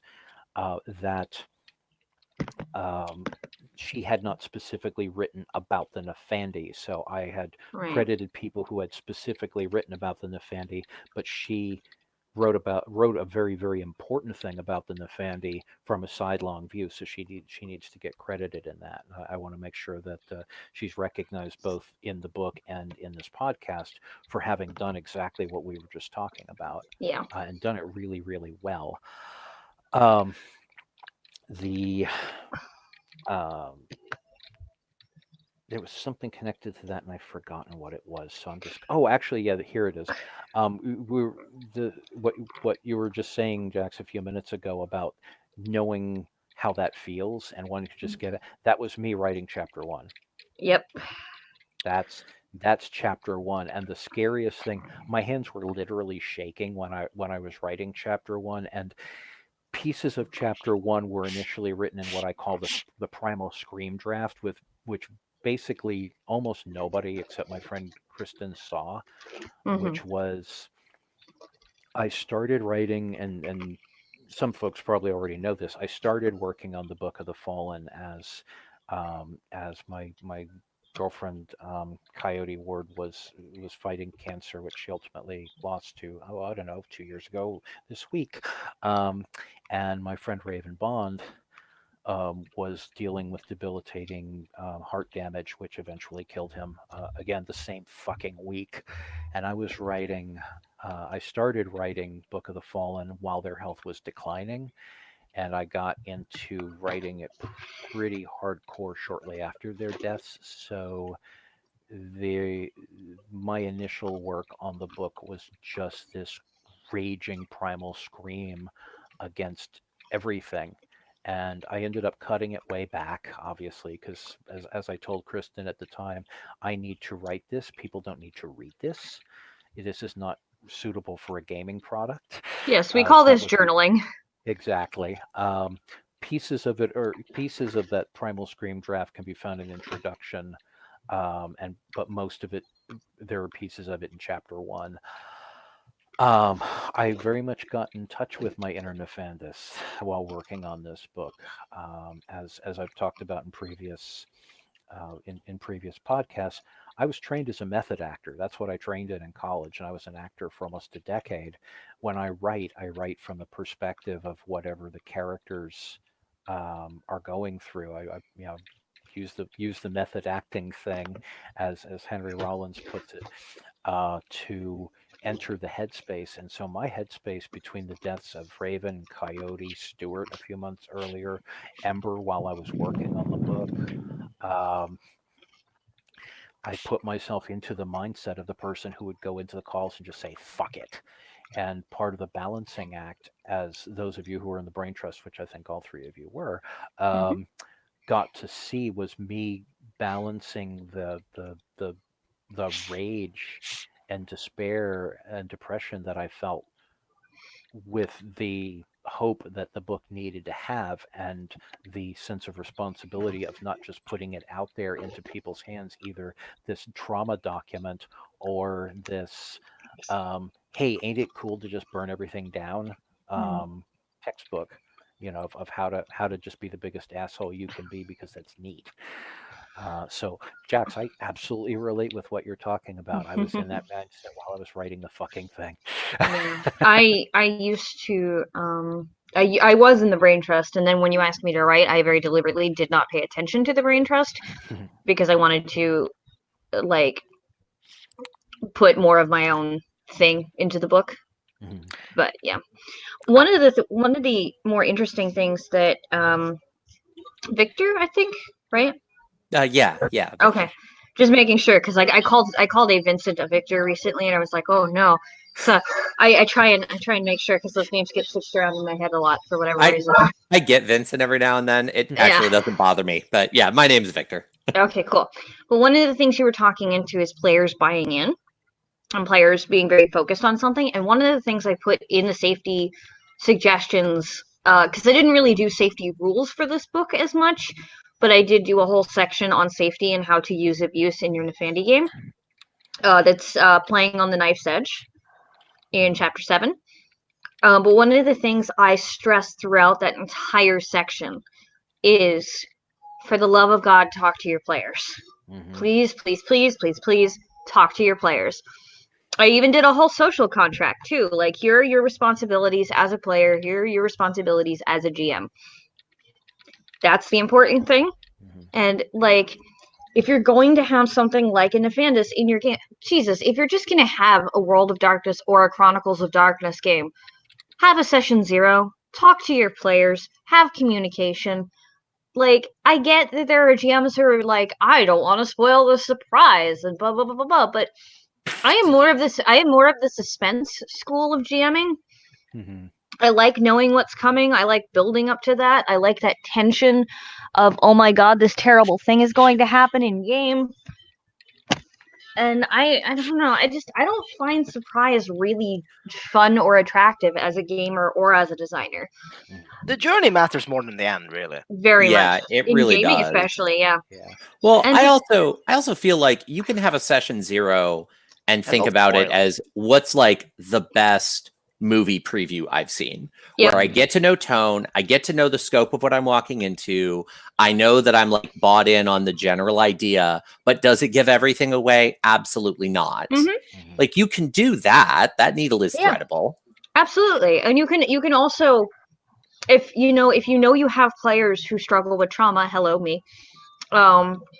If you know you have players like that in your game, you can have the session 0, you can have that preview, and then you can have. Are you guys familiar with the website Does the Dog Die? No, I'm not. No.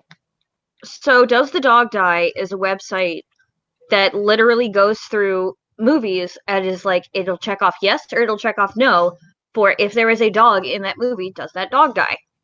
so that people know going in that there's animal death in the movie, and they now have does the queer die for like people like me who are queer and go into a movie, and does the one queer character die, right?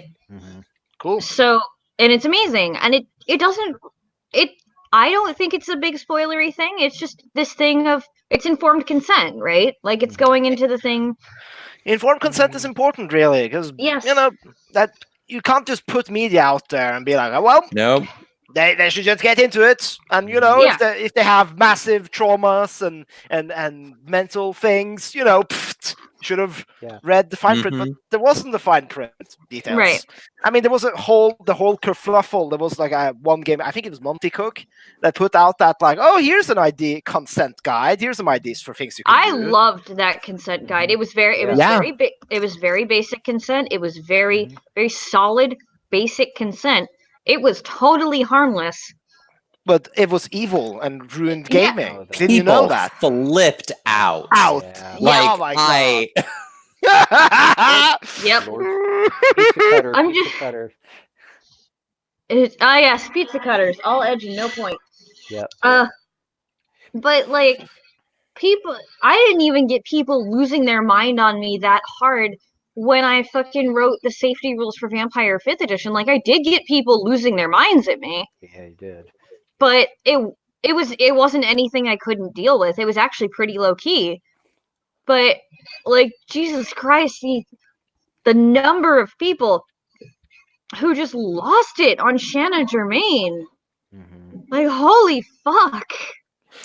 Well, I mean, you can't go. I mean, I've seen a lot of very interesting series on this specific topic. There's a great YouTuber out there who put out a great YouTube series called the Alt-Right Playbook, and another one Mhm. about why are you so angry about Anita Sarkeesian and Gamergate and all of that Yeah. stuff, and goes into all sorts of very interesting details about that, and about Mhm. why a lot of people flip out when someone is like, "Hey, here's a cool consent guide. You could use it if you want to."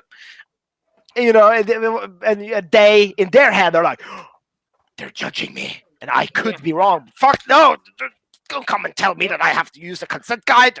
In my games I have orphans juggled in chainsaws, and everyone was fine with it. They were all white men, incidentally, but ignoring that. It's hilarious because that was a major thing in the cult group, because the cult some of the admins in the Cult Divinity Lost group on Facebook had to just shut down discussions about the thing because yeah, but it was hilarious because somebody in the cult group tried to release a rebuttal to Shanna Germain's consent guide and was like, yes, in my games we had haunted castles and dead babies and stuff, and I'm like, okay, that's great, but that's not dealing with the actual trauma that No. all of the people who write about safety are talking about, which is actual real life trauma. And it's interesting because when you tell them what trauma you're actually addressing in games, they go, oh. Mm-hmm. Oh, because what they hear when you say I am putting safety into games is you cannot have fun, you cannot have conflict, you cannot have spooky shit. Well, what we're actually saying is, hey, maybe handle people's real life trauma gently. Like there was one guy who lost his dad, who was in the cult group, who was talking about like and I have all this spooky shit and whatever, and I'm like, okay, so if I killed your dad in a game, you'd be okay with it? And he went, wow, that's rude. You can't, how dare you talk about my dad like that? And I'm like, that's the point I'm trying to make. That's exactly it. Mhm. So that, I mean, that was a very great point, and yeah, people got really weird about that. It's almost like the internet is a very volatile place where a lot of conflicts go about, and it's almost like that. There's a reality war where Well, that's where there are also people who say kind of like fuck it, they don't care, who just want to tear shit down and or preserve their own power and stuff, and there are people who want to embrace hope in whatever form that is and fight there, and it's almost like that's become more and more the core of Mage recently. Well, I mean, that's literally what's going on, and I mean, I've said this. I think I know I've said it on the podcast, and I've probably said it to all of you, one on one at some point, that it is surreal being in charge of a game about reality wars in the middle of an actual reality war. Yep. Yeah. And Yeah.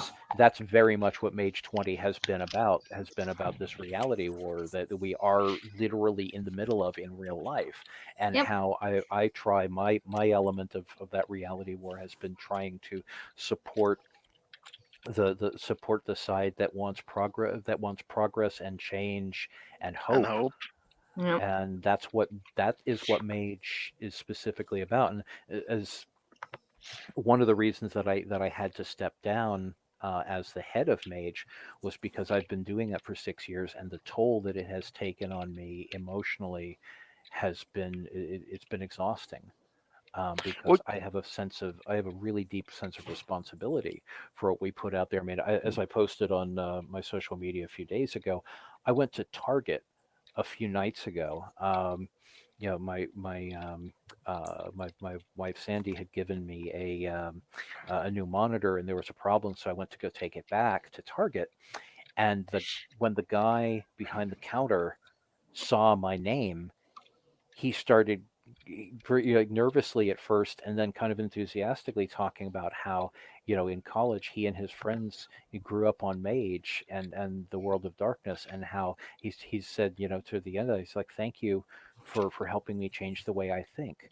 On one hand, that's really awesome. I love it. On the other hand, it's really scary that you can go into Target and be told by the person on the other side of the counter that you help change the way they think. That's a huge And responsibility. It's an honor, but it's also terrifying. And especially after the last few years, I needed to just step back from it. I haven't quit Mage. I'm still working on Mage stuff.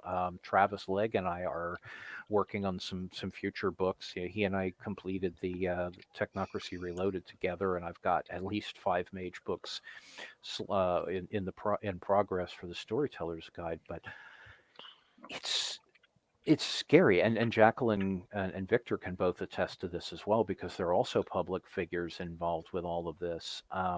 The ways and the directions in which this stuff can come back to you and will come back to you online from complete strangers Mm-hmm.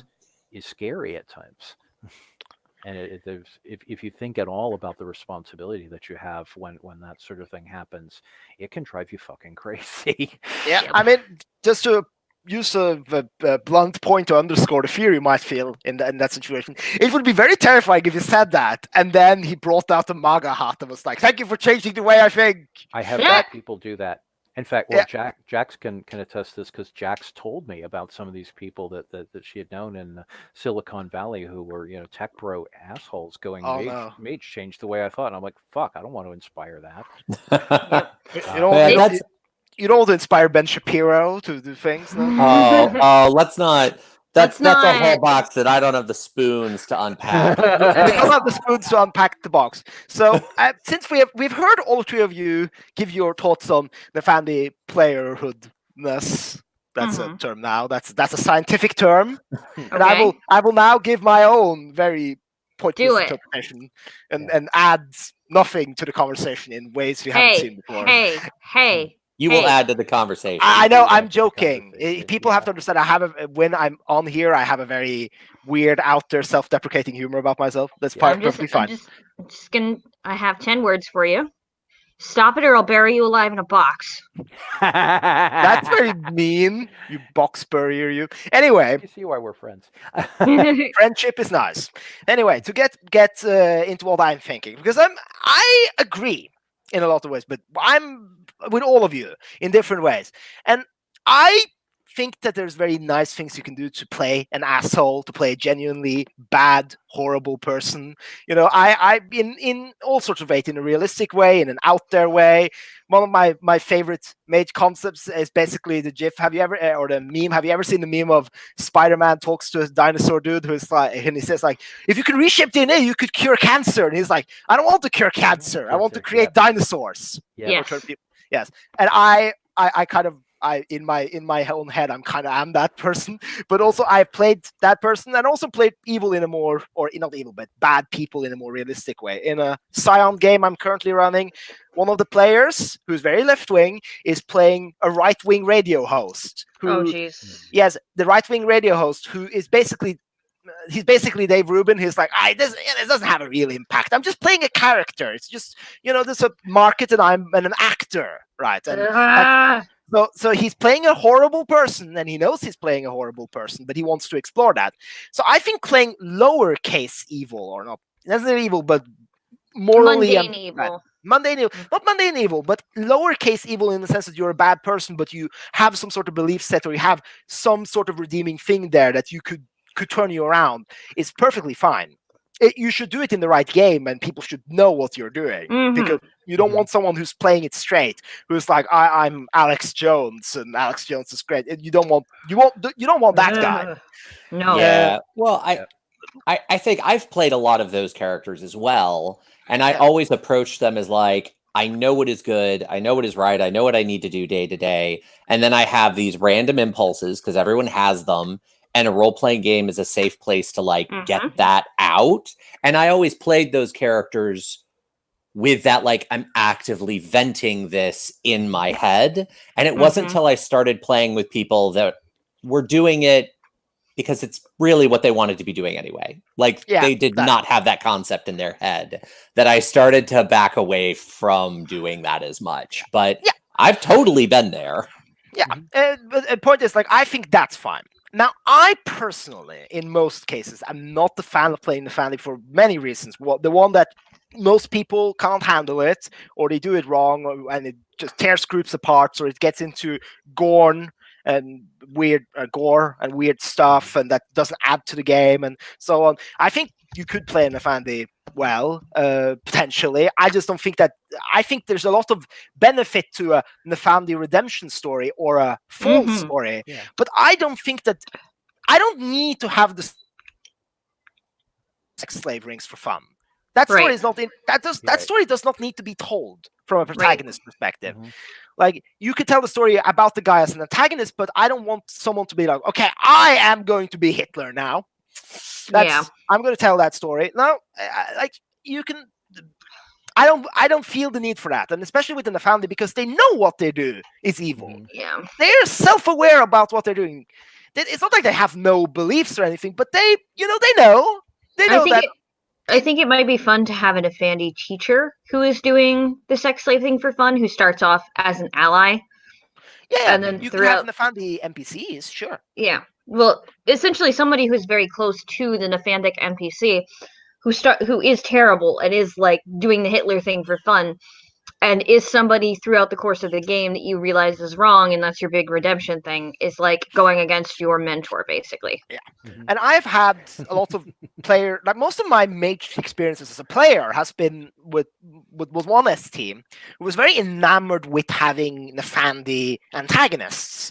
And the problem is that I'm often very worried about people using Nefandi even as NPCs, because I've seen people who don't buy into the core conceit of the Nefandi, in that they are horrible people who want to destroy the world, even if they don't actively want to go for global descent. They still are for that.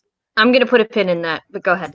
Yeah, I mean, I think that comes out in M20 Book of the Fallen. I know there are people who don't actively pursue the XC path of life, but they're still like, you go, you. I'm basically going to do my own thing, but, kind of like that. But a lot of people don't buy into the core conceit of the Nefandi being broken and just evil. They're like, they're evil, but they're sexy evil. Right.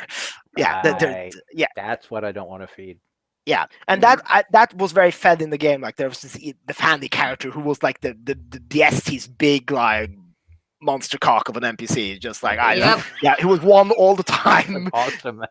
That's an awesome analogy. I know exactly what you're talking about. Yeah, but that NPC, like, and here's the thing: I have been in that territory once. I had an NPC who I used too much, and that can happen to the best of us, I think. But this happened in every game, and that NPC kept showing up in every mage game, and was like, he always got the win and became the center of the story and everything. And it ruined it. It was a Nefandi, and then there was such a powerful Nefandi that nobody could fight him, and people kept getting lured in to join him and shit. It was a bad thing. So I'm very worried about Nefandi being used even as NPCs. So I think you can play Witherstamped prior to the fall, or if they even ever fall, play that. I believe you could even potentially play in a family who has buyer's remorse who wants to redeem themselves. But the average Joe Nefandi, I don't think should be played, because that story shouldn't have to be told. I don't need to tell the story about the guy who does animal fighting for fun while roasting orphans or whatever. Like, and I'm going to say something. This is a bit of criticism for me. I don't know. I was only in the brain trust for like a hot minute because the book was basically done in the writing process when I joined the brain trust. Phil basically let me in because it's nice that way. I was a pity brain trustee almost, if you will. Not Aren't really, we all? well, aren't we all? But yeah. But the book goes very into detail about don't play Nefandi, don't play Nefandi, don't play Nefandi, and I agree with that. But then, at the end of one of the chapters, it's like, okay, should we play Nefandi? No, but here's how you would do it if you have chapter to. 7. Yeah, and I personally, and this is I don't know shit. I know that, so this is my layman's opinion. I think that's kind of counterintuitive to that message, personally. That was one of the reasons I wanted to talk about this, because I wanted to see why that still were in there. If I might have a wrong interpretation of it, because the book is very don't play Nefandi, yet in the end of chapter 7, there's a Nefandi as protagonist section. Yeah, that's because for situations like as Jax was talking about, players who, like Jacqueline, are going to handle the character responsibly. It's ultimately, and I say this a lot in Mage 20, it's Mage belongs to the players. It doesn't belong to me. I can get really emphatic about my opinions, but ultimately, You sure can. Aren't we all in this group? But True. but ultimately, even with me being, as I refer to myself in one of the books that I'm working on, that damn mage guy, it's still my opinion. I'm not going to tell people. I will occasionally, as someone who actually turns out to have been a sexual assault or a sexual offender, accused me years ago of yelling at the reader. Yeah, I will occasionally yell at the reader because honestly, unfortunately, I have to sometimes, and that's a choice I make. But ultimately, a person who wants to play an Offendus will play an Offendus. It's their fucking game. Well, I can discourage people and I can inform people of the risks, but I'm not going to tell people you're not really playing mage if you're doing this thing. If you're playing mage, you're playing mage. I'm not at your fucking table telling you what you can and can't do. I'll give my opinions about what I think will fuck up your game or will fuck up your players. I don't want people to use mage as a venue for harming people. But at the same time, what mage belongs to the players. And so I want to, while I advise people to not go down that road, if you go down that road, here's how to do it without fucking yourself and your game up. yeah, and I mean, and that section, that opening to that section of the chapter really concludes with, first off, don't blame us for this mess. Yep. If you really want to do this, like there's a conceit there that no, And- we aren't really for this, but we don't control the situation, so at least we'll try to manage this a little. I mean, that's just reality. Thank you. Yep. And one of the reasons that I put that first is because I am the person that people come to and complain. Even when I'm not in charge of mage, even during the years when I had nothing to do with White Wolf at all, I still had people going, "Well, why'd you do this? But why did you do this? You shouldn't have done this or whatever." When something, because the downside to being that damn mage guy and being so associated with a particular line is I am the person that people come to with their complaints. Even if I'm I going, am "Hey, the one who knocks. yeah, exactly. So I have taken to just going, don't bitch to me about it. Don't complain to me about it. I told you not to do it. If you did it, that's your thing. And something I want to get to real quickly, because we touched on this real briefly before we got too far away from it, is, and we've been explicit about this in several Mage 20 books, that as people who are involved in kink know, you can go a lot further with consent, with informed consent. A checklist Yep. between kink partners does not say we're not going to be kinky. It says we're agreeing to be kinky about these things and to leave these things off the table. Yep. And Yep. In a lot of ways, the RPG world can learn from the kink world, really. there's a lot of things the RPG world has learned from the kink world, and And vice versa. Yeah. Yes. Oh, there's so much there's so much interplay between. This is one of Interplay. yeah, really. Ayo. One of those moments that was both a fantastic honor and also kind of creepy. Creepy is not the right word. Intimidating. Was when Raven, my friend Raven, who died 2 years ago, he told me that when he got involved in the leather community, like a decade before we met, and this was about 97 or so, that this was before books like Screw the Roses, Give me the thorns. Yeah. Give Me the Thorns came out.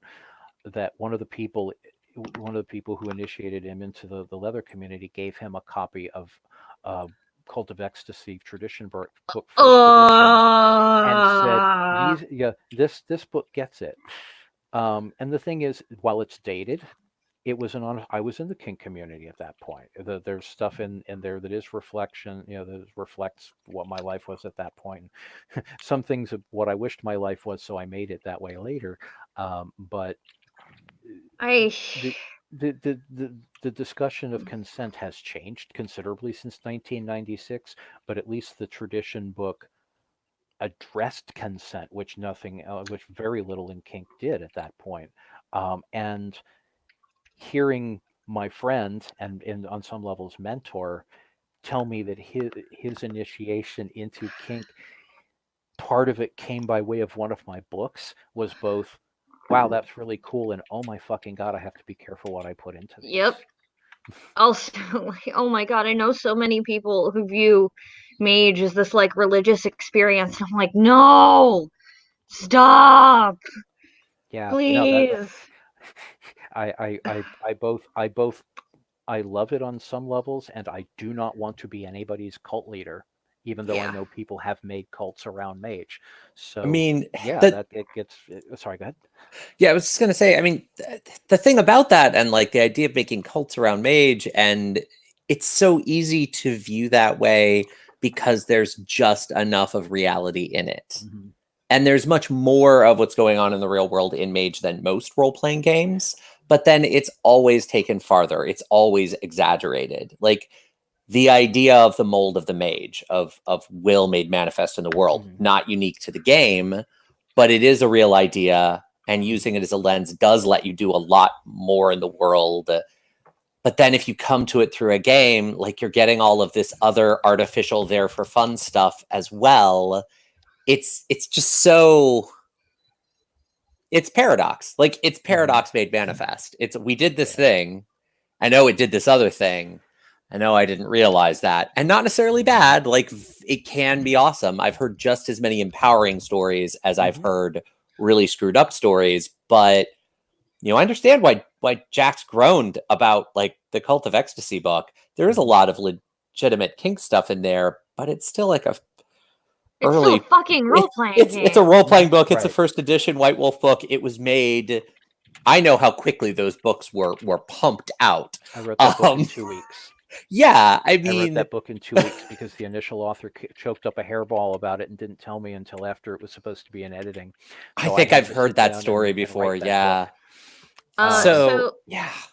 Yeah, so it's been about 2 hours. Yeah. 2 hours, so we can start winding things down.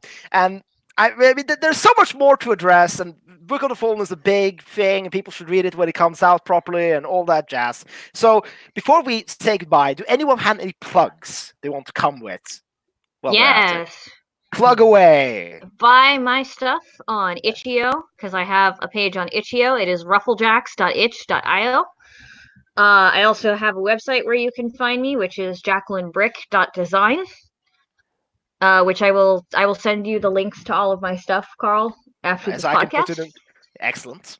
Yes, and definitely check out Clementine Morrigan's Fucking Magic, and also Failure to Comply, which is her narrative scholarly article that they did in their master's program, and it's amazing. It's about madness as testimony to violence. It's very, very good. And really, if you're running any sort of mage story, you should read it. But I will give you all the links for this so you can put them in the show notes. But those are my Excellent. big plugs. That's your Al- plugs. Also back Jacqueline's Patreon. I do. I've been backing it for about 2 Yeah. years now, and I'm gonna I have to can, back that. I will give you the link. Yeah, I can attest. Jacqueline has been a big influence on me in the material that I've been doing that is not World of Darkness stuff. Well, that's terrifying. Thanks, Sater. One of the things that I am doing, and I want to mention this in the plug section here, is I am changing my Patreon next month into. I'm putting out a lot more original content that is mine. One of the other reasons that I stepped back from World of Darkness was because I was spending all my time on intellectual properties that don't and never will belong to me. So I'm stepping back to concentrate on the ones that do. And one of the things that I've been fascinated by as both a gamer and a creator is the indie micro games and mini games. As somebody who tends to write books that run tens and sometimes hundreds of thousands of words, the challenge of writing an RPG in 600 or maybe 1,000 fascinates me, and so I've done a little bit of that with Kate Bullock.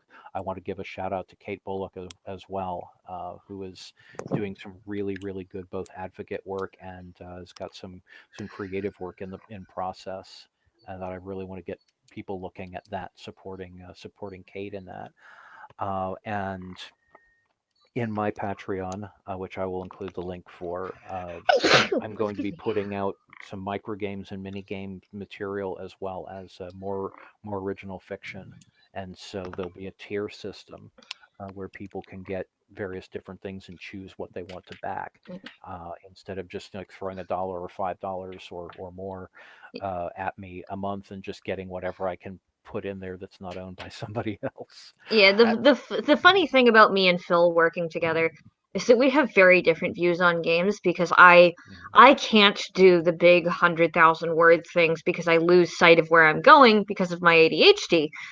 And I'm like, oh God, what the hell am I doing? And then I just never finish the project. Whereas Phil is like, I must have at least 100,000 words or I will die. I'm. There I may be understand some that. evidence of that out in the world.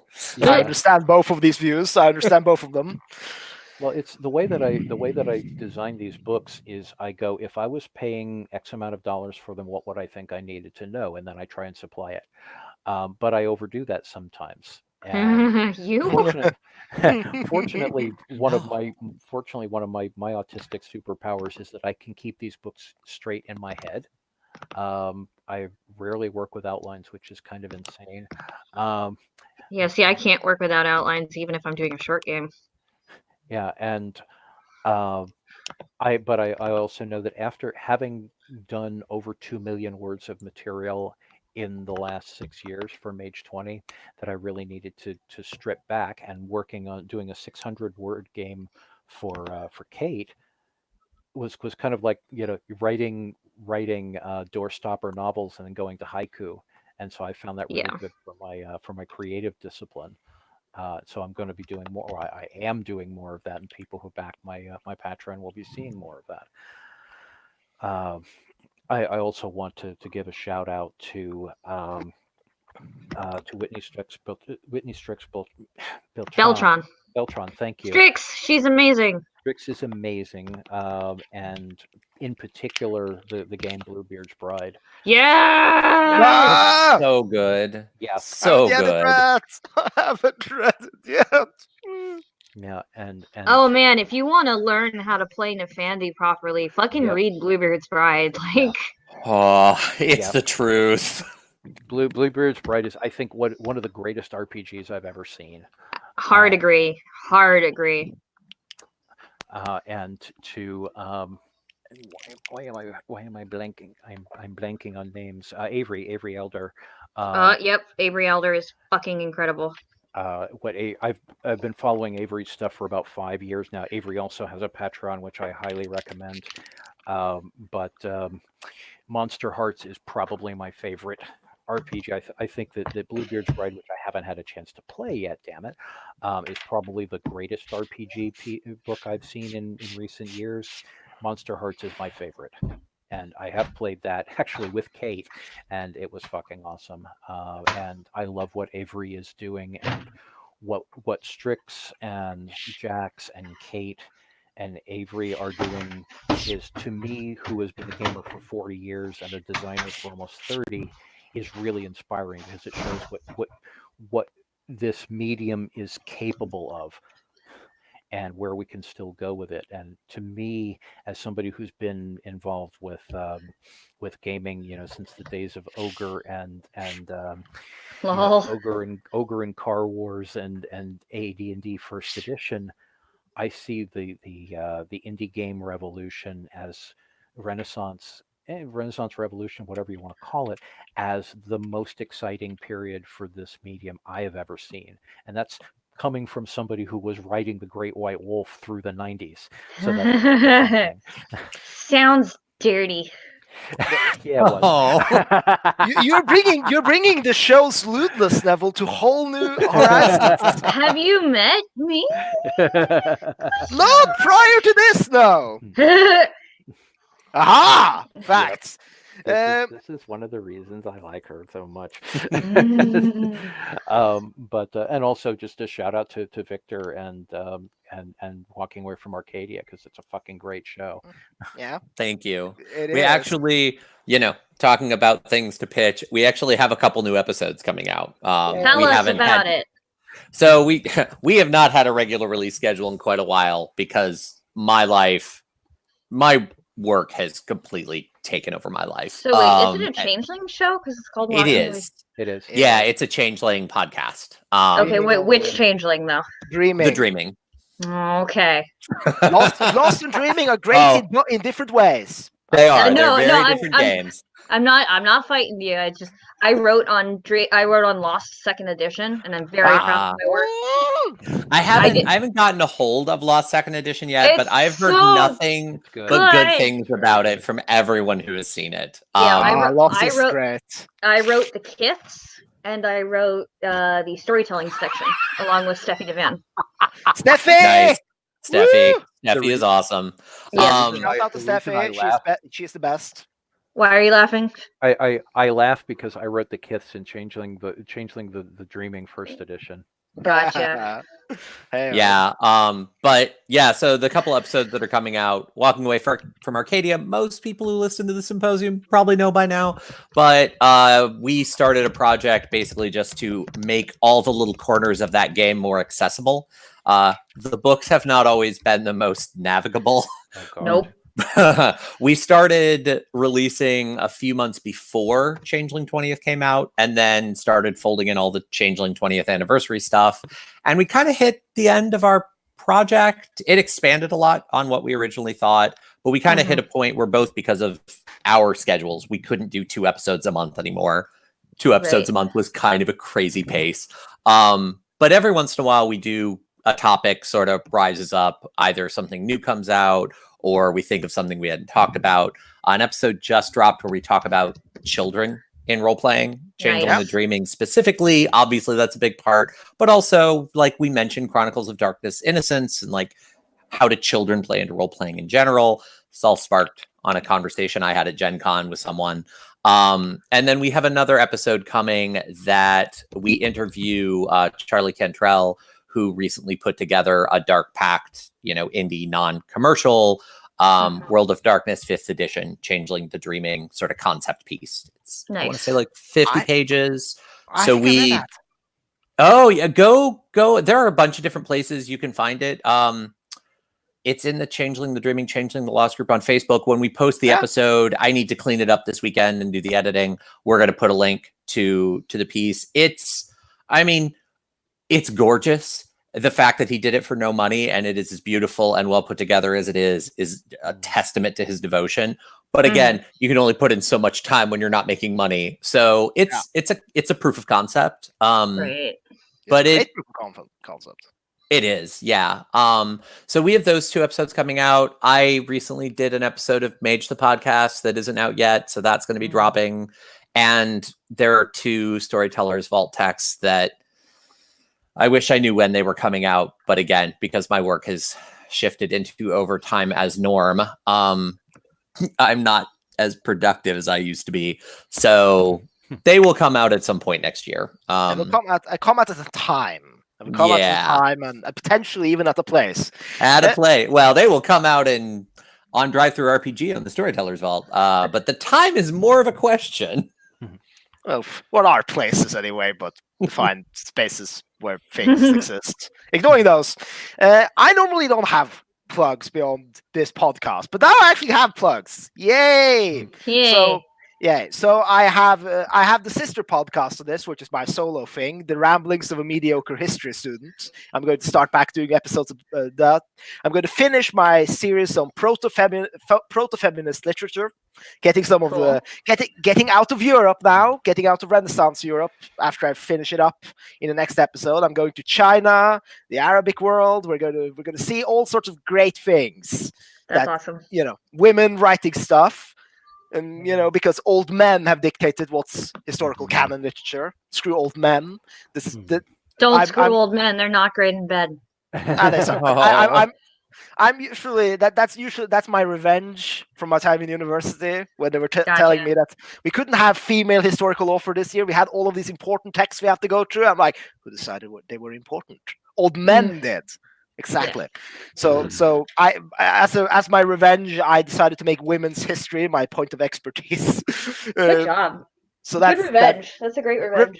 I am motivated purely by spite. That's what same. gets me up in the morning. Spite. I don't want to live and be happy because I want to live and be happy. I want to live and be happy so I can grind it into society's face and be like. You want to talk about Nefandi fucking motivations. I live in an apartment and I'm not permanently on disabilities.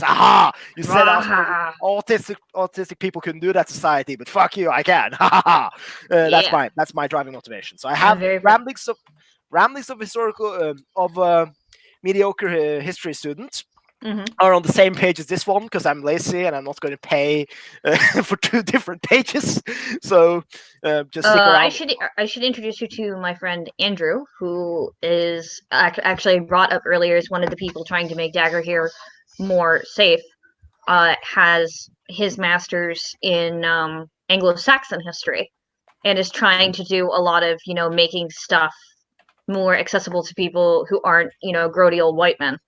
Yeah, I want to basically kick the white people and or especially the white men. They don't need me. I had someone come up to me about this after I've done this podcast a few times. And we're like, "What about white men?"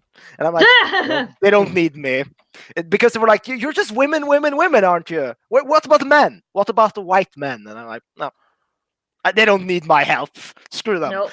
Also, you could totally go, "Oh yes, that sounds like a great idea," and then just do a series about transgender men in history because there are so many. That's on the list. That's on the list. Good. I'm doing literature pieces to see what these people have themselves made that's been ignored, but I'm also going to do topics like that. But that's a good thing for a future day. I also have my first web novel out. Woo!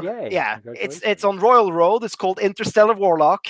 Its concept is silly at first, where this grumpy, centuries-old evil warlock gets shut into a sci-fi universe and now has to, deal with that. But the great things are coming. Modern day. Here's the great things. The great things are he's going to get adopted by a bunch of queer people, and it's going to be all the LGBTQ plus representation. I'm going to punch the world in the face with just representation, no white men in sight, except maybe as antagonists, and it's going to be great. You're not changing my mind that this article is this web novel is just about Satyr. You realize that, right? Maybe it is about Satyr. Maybe on a deep conceptual level, I've just made the Satyr novel. But really, it's about that. It's going to have about mental health representation. Yay! Like the character is going to be regularly going into therapy just to show how great therapy is, and everyone can go to therapy. Hell yeah! Yeah, if you have a mental boo boo one day, go to therapy, enjoy yourself. Even It's if you great. don't have a mental boo-boo, go preventatively. And Yeah.